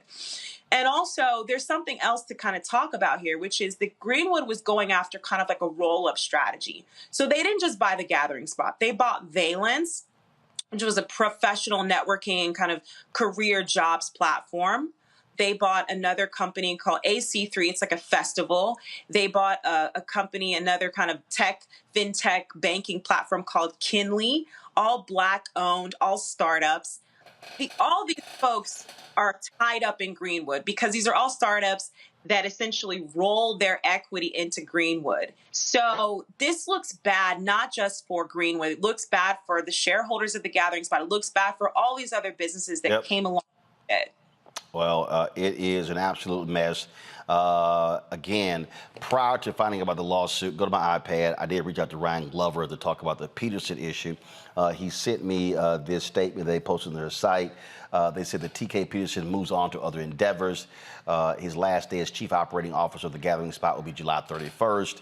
And then it says, but then they go on to then explain that Mike McCloskey is coming on as the chief financial officer of Greenwood. And so again, if you look at it, Peterson, y'all, he was not the CFO. Peterson was the chief operating officer of the Gathering Spot. He was one of the co-founders.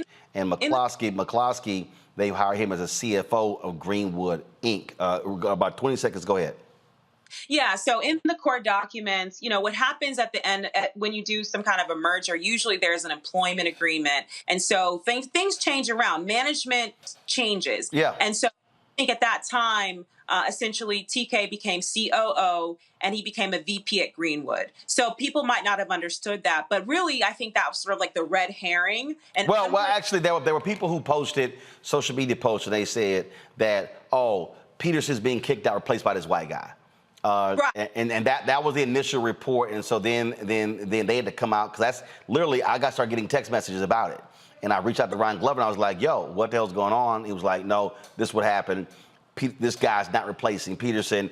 And then, of course, literally the next day, the lawsuit dropped. So yeah, it was so much more to it. That was just the tip of the iceberg. Absolutely. All right. I mean, well, it's a whole lot. It is an absolute. It's a whole lot. It's an absolute big mess. And then that's why there are lawyers who are going to get paid a lot of money to sort this thing out in the courts. We appreciate it. Thank you for having me. Bye. All right. Thanks a lot. All right, folks. Just absolutely just wild there. Okay. Coming up next, the international president of Delta Sigma Theta joins us. They're kicking off their conference in Indianapolis. They also today named 7 new honorary members. One of them is a history maker down the street at the Supreme Court. We'll tell you who they are next on Roland Martin Unfiltered on the Black Star Network.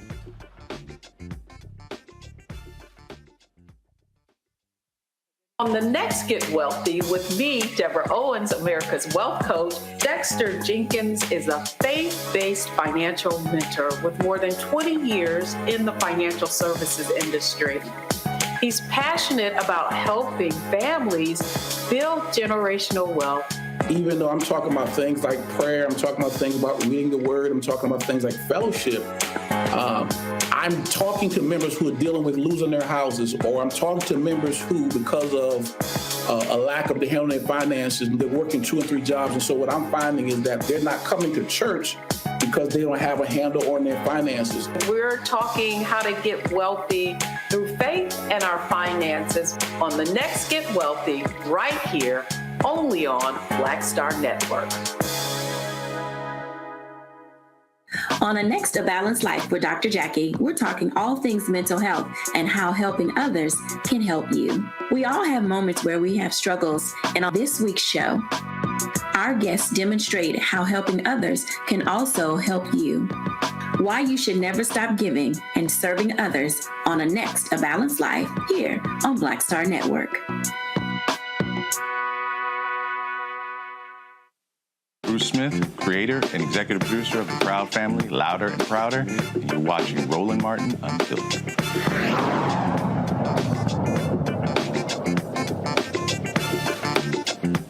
All right, folks, in the wake of the Dobbs decision, many of these states are going crazy. Kentucky is going to seek the private medical records of women who are going out of state to get an abortion.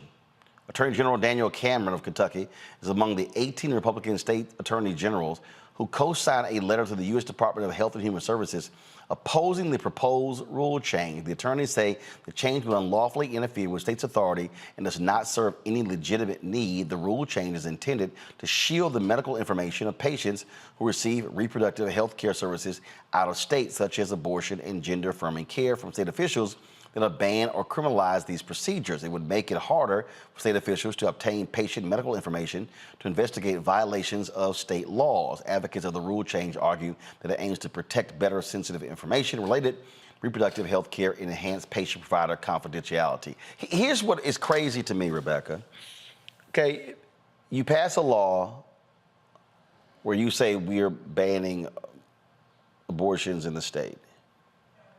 But what the hell obtaining the private medical records of somebody who left the state? How do you govern somebody's actions if they leave the state? You know, wrap him up in plastic. He's acting brand new. He's an attorney. He knows better. He knows you can't do this. I think he is desperate. Like, I guess he wants to be governor that bad. Like, you can't demand someone who has left your state to turn over their medical records. My other question is he going to compel other states? Or is he going to compel private doctors and private clinics and hospitals to turn over those records? I don't even understand how he thinks he can do this. Like, I mean, I don't have anything else to say about it. I don't understand what Cameron's doing here.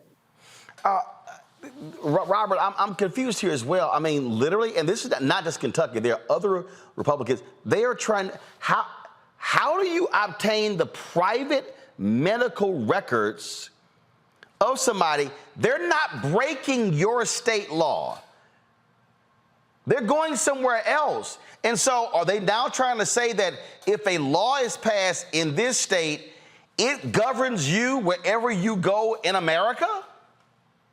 I would like to mention, just as a slight tangent, this is the Republican Party that is always talking about freedom, that is always talking about the heavy-handed government that's going to be reaching into your homes. That's been talking about since the 1980s, this idea that big government is the enemy of the people. But now they want your private medical records to be given to government bureaucrats so they can find out what you've been doing. How about this? I will agree.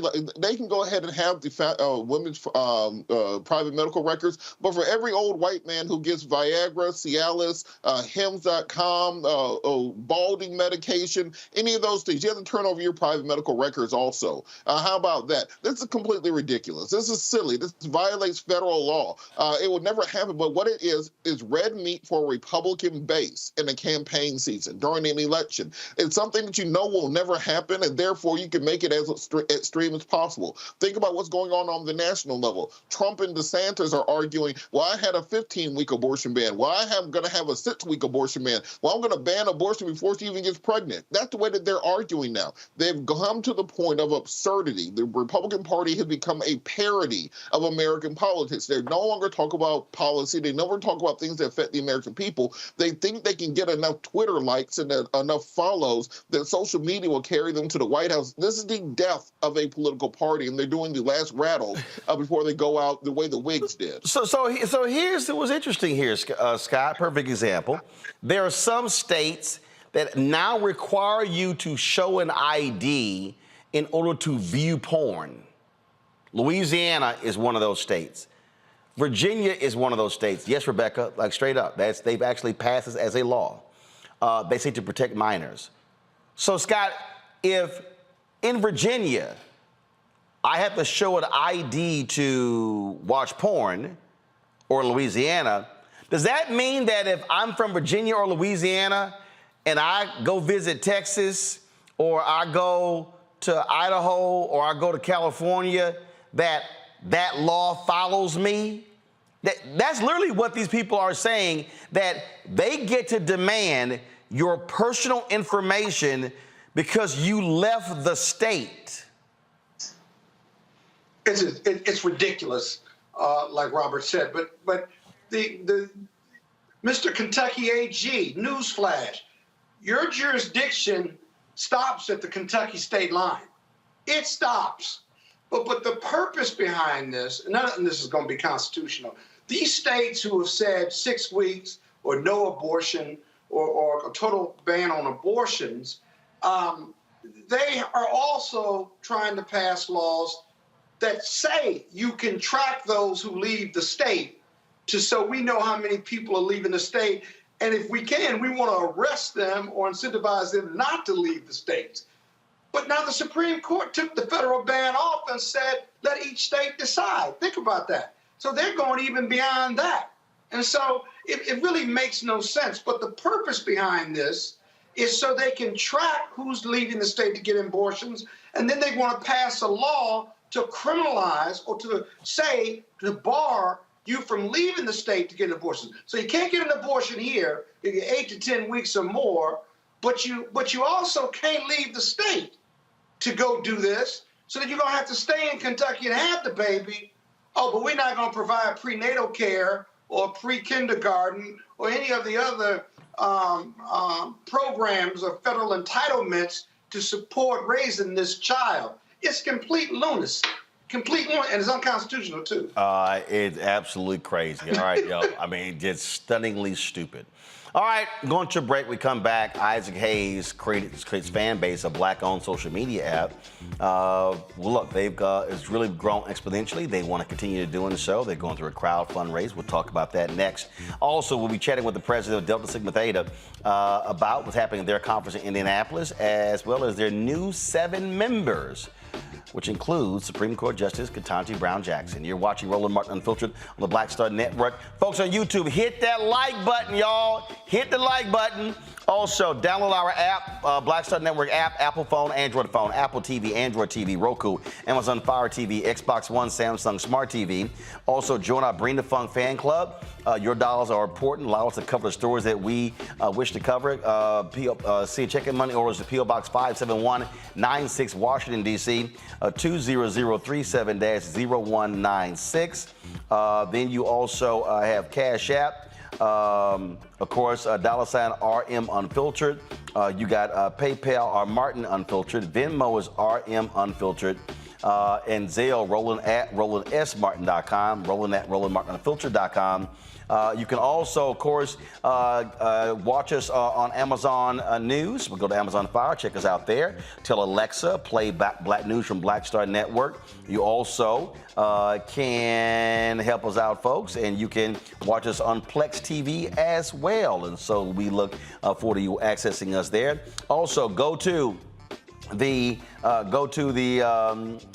sure to get my book, White Fear, How the Browning of America is Making White Folks Lose Their Minds. Get that book as well. Amazon, Barnes & Noble, Ben Bella Books, Bookshop, Books A Million, Target, all of those locations. Download your copy on Audible. And, folks, beginning tomorrow, we are going to be in Cincinnati, folks, covering the Cincinnati Music Festival in partnership with Procter & Gamble. We're going to be covering the hip-hop panel tomorrow. And, of course, you see the acts there, the 50th anniversary of hip-hop. Dougie Fresh, Slick Rick, Big Daddy Kane, Rakim, the Andrew Brady Music Center. Then, of course, they got Al Green, Jill Scott, Jodeci, Midnight Star, Joe Albright, Snoop Dogg, Babyface, P-Funk Connection, Avery Sunshine, Norman Brown. We're going to be on the ground. So Black Star Network, Roland Martin Unfiltered will be on the ground in Cincinnati beginning tomorrow. I'll be there Friday, be there Thursday, Friday, and Saturday. Cannot wait to see y'all in Cincinnati. I'll be right back.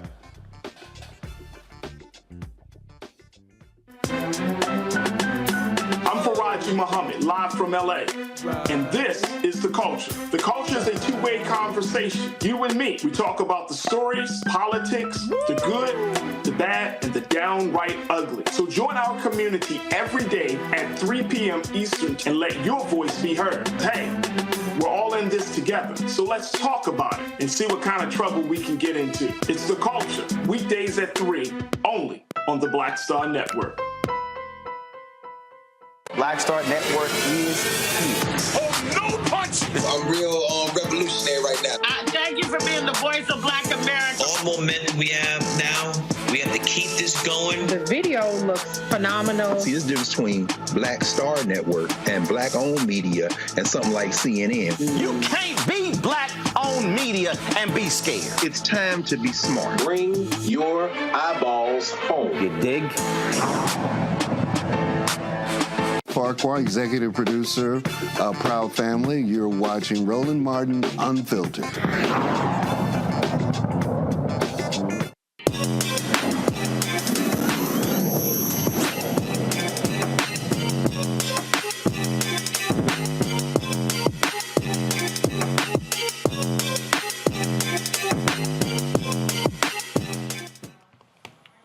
All right, folks, while Twitter is going through all of its drama, you also, of course, have things happening at Facebook and Instagram. There, of course, is a Black-owned social media app called Fanbase, which allows for you to actually reach all of your followers, as well as allow for you to also get paid for your content. Isaac Hayes III, he is the founder of Fanbase. We've had him on the show before. I'm familiar with it as well. I've invested in part of his crowd fund. They have raised a lot of money, allowing regular, ordinary folks to get in on this, because normally when these things happen, it's normally the venture capitalist folks and the rich folks who get to get rich off of this, and he wants to do something that's different. He joins us right now. And so what's the latest with Fanbase, Isaac? What's up, Roland? How you doing, man? All good. All good. Yeah, well, actually, we are closing our final round in Reg CF crowdfunding on Fanbase. So far, I've raised about $9 million. We're at about $3.4 million, and I'm stopping at $5 million. And this is the last chance to invest in Fanbase in a Reg CF. So I've done 3 of these rounds, 3 successful rounds, and we're wrapping this one up right now, trying to close in the next week or so. And so I wanted to tell people about that first and foremost, that you can go to startengine.com/fanbase and invest and actually own part of these tech platforms, and where you put all your content, your energy, your life, your passion, and actually be an owner as well. And the minimum to invest is $250. So just come on in and grab some shares, because we're about to close this round out. And so when you said Reg C, explain that. So Reg CF is regulation crowdfunding. It's thanks to Barack Obama, I was able to raise capital outside of accredited investors, so that I could give opportunity to anybody that wants to own part of a company to be able to invest in Fanbase. And I always say, who better than to own part of a social media platform than actual users itself? And so the users are taking part and having an enormous amount of power in boosting this platform through our crowdfund. And we have like 12,000 investors from all over the world, all different races, all different backgrounds, with people that are saying, hey, look, I never got a chance to invest in Instagram. I never got a chance to invest in Facebook or TikTok. And so regulation crowdfunding is a way that people like me can raise money for their businesses through the general public. And so you've been building, and a lot of different things that have been happening. And so how have you been able to just build and grow Fanbase? Well, I mean, through the money we've raised, we've been able to scale the platform to over 400,000 users globally. Through the United States of America, India is the second most popular country on Fanbase. We're in Africa, we're in Europe, we're all over the place. And people are downloading the app and making content, and then at the same time monetizing their content, which is really the main focus that I really wanted to give people, is the optionality to actually make money from your content. So you can have followers like you do on any other social media platform, but you can actually have subscribers. And I know you're probably hearing that a lot lately from these other platforms. But Fanbase was the first app to ever allow another person to subscribe to another person using an in-app purchase on your phone. And that's extremely important. So, first of all, questions from the panelists. Robert, you first. Yeah, I did have a question about the growth pattern on this. As we know, there are many U.S. social media apps are banned in places like China, Iran, other countries. Do you have any plan to expand to other markets besides some of the traditional markets where there's more competition? And what would be the process for that? So right now, we're currently in 212 countries. We're all over the globe. Like I said, we're heavy in Africa, heavy in Asia and Europe, South America. Fanbase is pretty much everywhere. So, wherever you are in the world, you can actually download Fanbase and use it. Even in Russia, which is ironic, but it's weird, but you can actually download Fanbase even if you're in Russia. So we're on iOS and Android. So The platform is worldwide, it's global. Rebecca.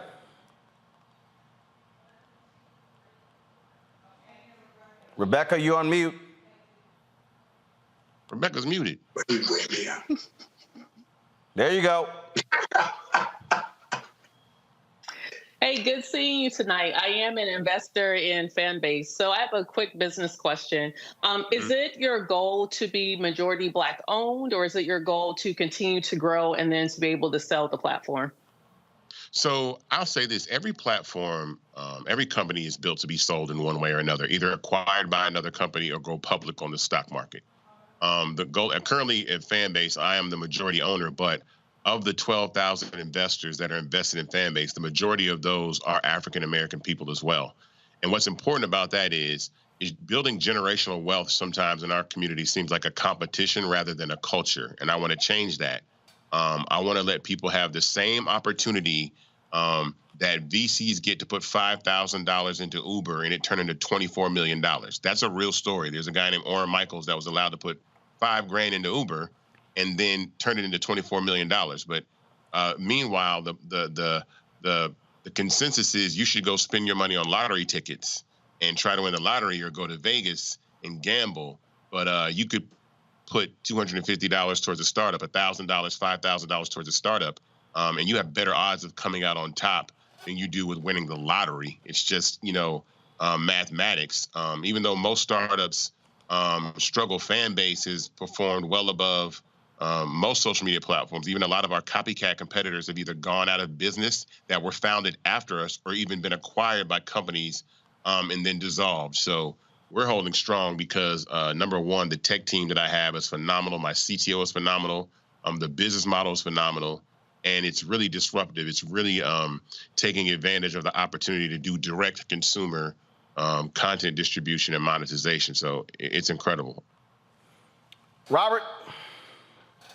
I mean, Scott. Sorry, Scott. You mean Scott? Yeah, Scott. Yeah, Scott, I guess. I thought you were abusing me again. Yeah, whatever. Just stop whining and ask your question.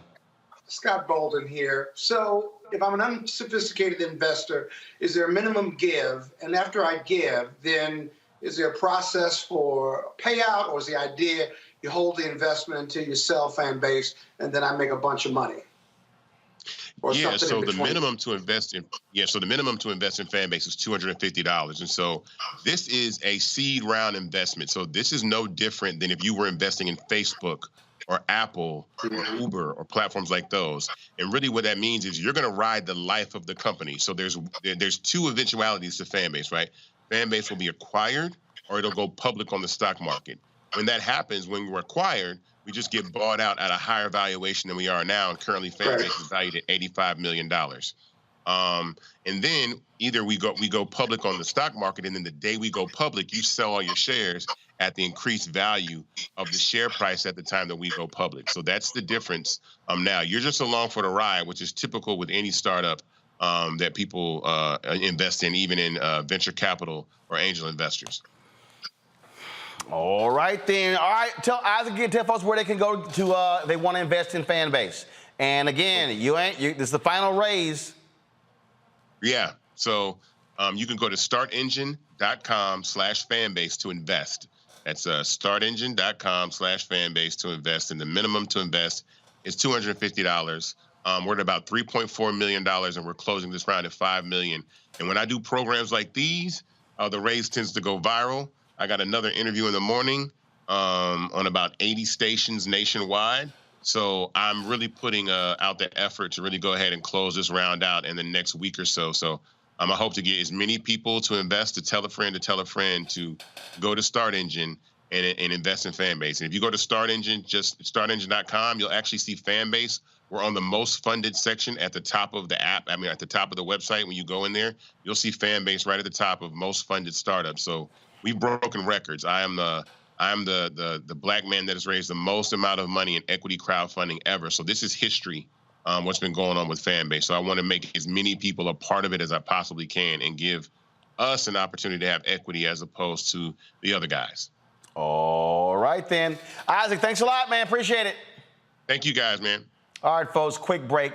Coming up next, we'll chat with the international president, Delta Sigma Theta. They're kicking off their conference in the convention in Indianapolis. And just a few moments ago, they unveiled their 7 new honorary members. She'll tell us exactly who they are. Next on Roland Martin Unfiltered on the Black Star Network. My early days on the road, I've learned, well, first of all, as a musician, I studied not only piano, but I was also drummer and percussion. I was all city percussion as well. So I was one of the best in the city on percussion. There you go. Also studied trumpet, cello, violin, and bass, and any other instrument I could get my hand on. And with that study, I learned again what was for me. I learned what it meant to do what the instruments in the orchestra meant to each other in the relationships. Right. So that prepared me to be a leader. That prepared me to lead orchestras and to conduct orchestras. That prepared me to know, to be a leader of men, they have to respect you and know that you know the music. You have to be the teacher of the music. You have to know the music better than anybody. There you go. Right, so you can't walk in unprepared.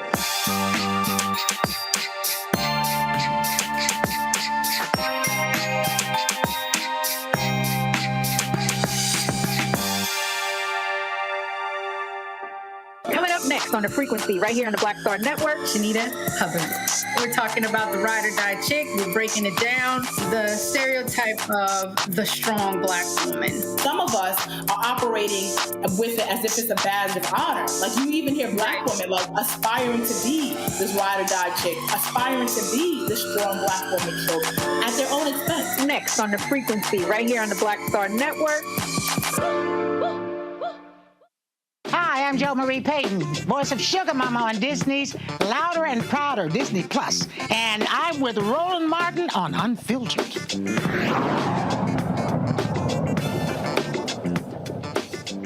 Thousands of Deltas are gathering in Indianapolis right now, including my wife and my sister and a whole bunch of other folks I know, for the Delta's International Conference.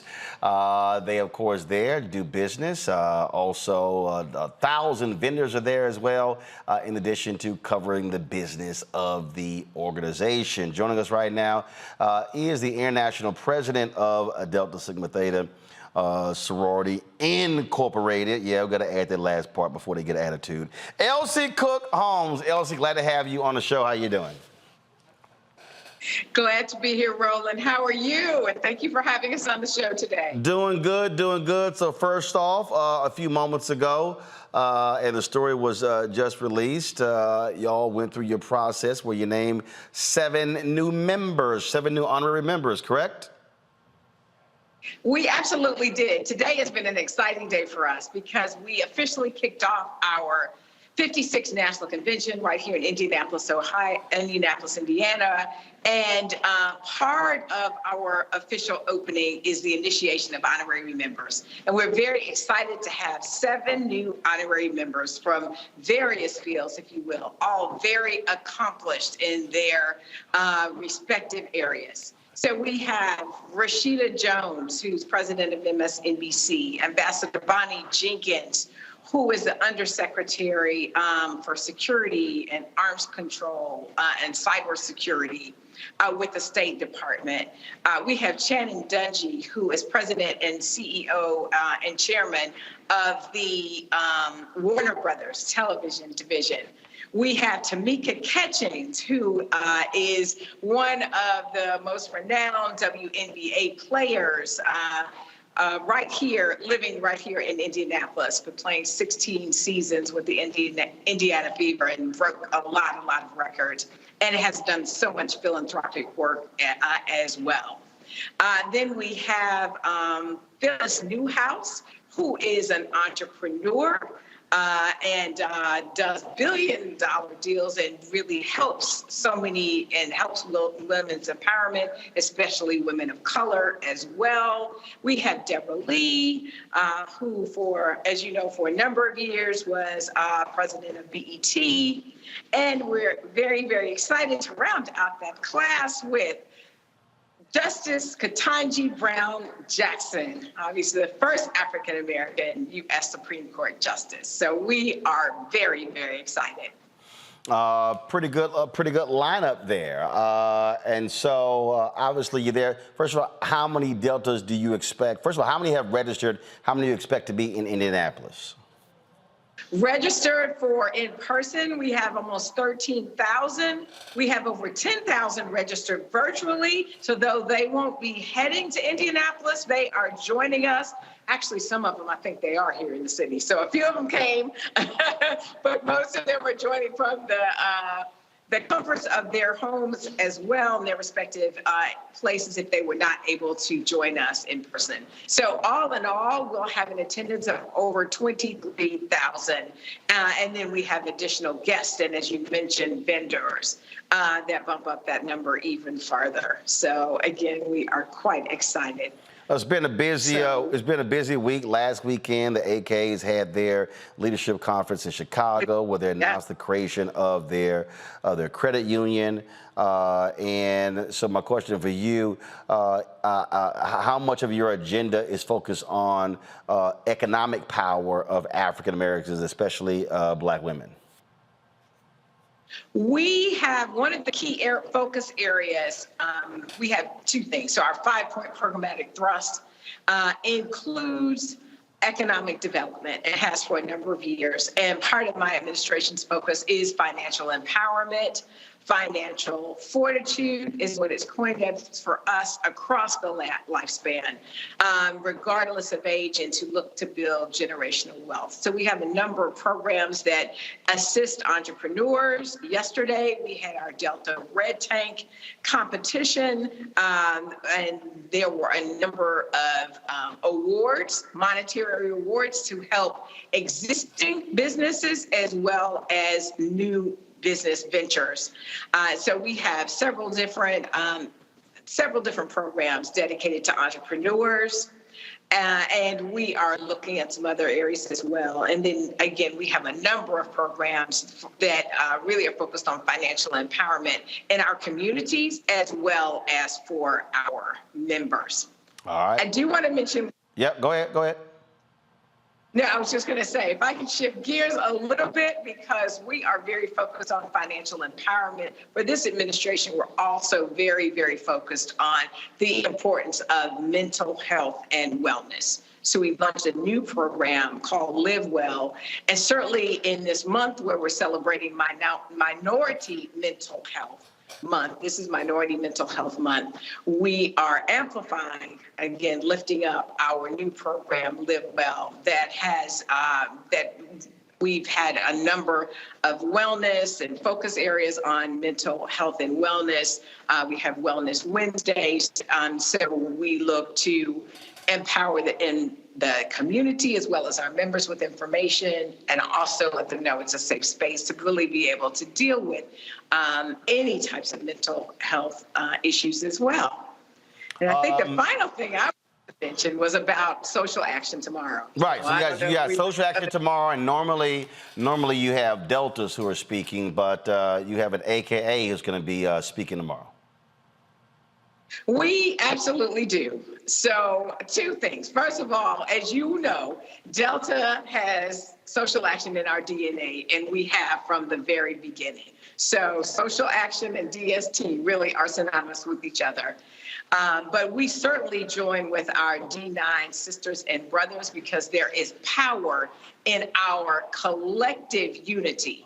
We are excited to have the Vice President of the United States of America, who happens to be a member of Alpha Kappa Alpha, to be our speaker. So the Honorable Kamala Harris will be the speaker for our social action luncheon tomorrow. And that luncheon is always a high point for our convention.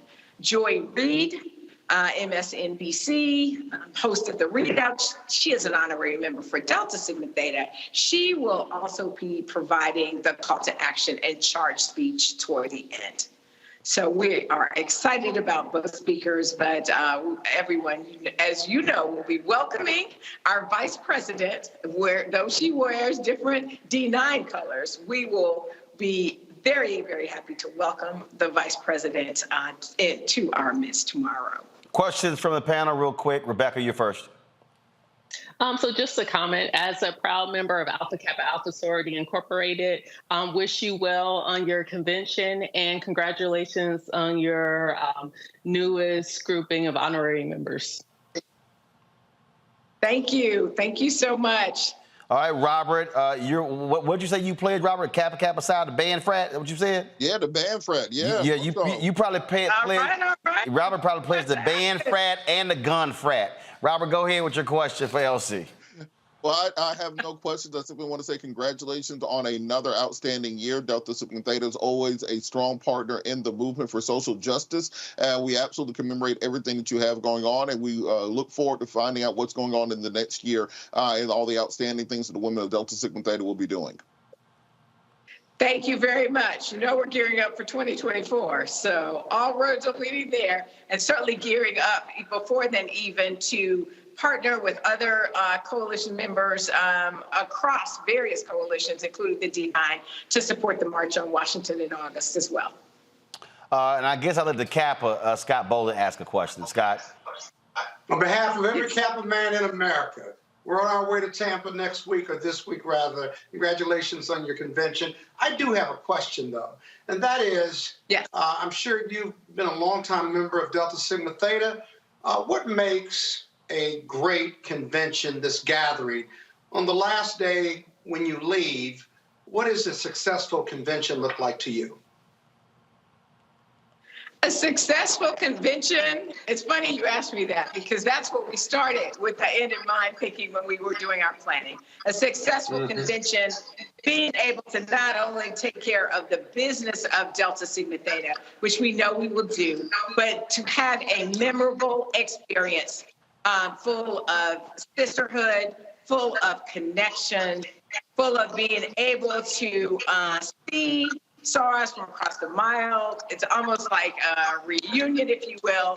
So to really be able to have a memorable experience for our members, to be able to take care of the business of Delta, and to be able to leave something back in our community. So part of our convention includes an impact day, which this year is happening over several days, where we are, there are various programs in the community that are going on, including a girls empowerment day, which was held yesterday. And there will be additional things going on with that for the balance of the week.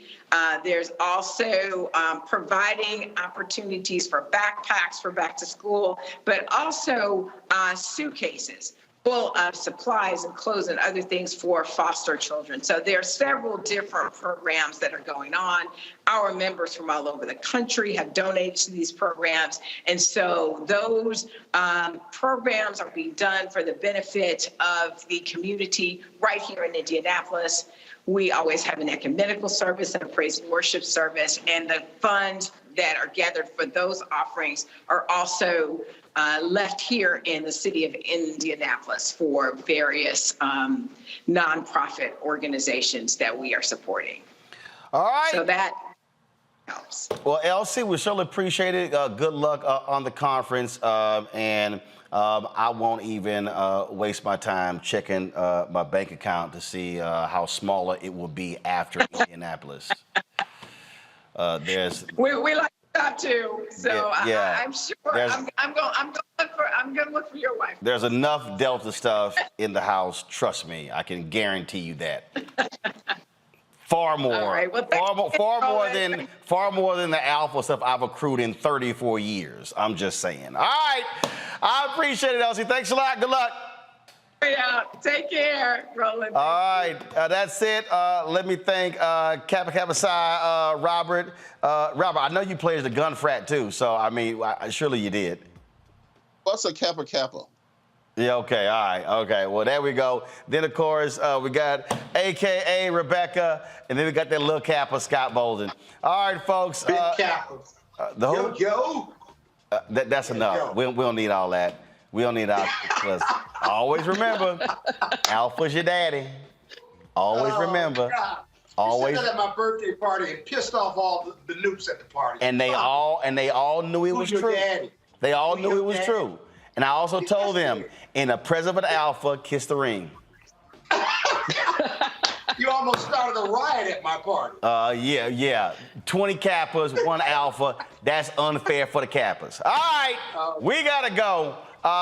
That's it. So tomorrow, folks, I have to, crazy busy day. I'm flying out of Houston tonight. I gotta go give the eulogy tomorrow for my cousin who passed away. I'll be in Houston at the Church Without Walls.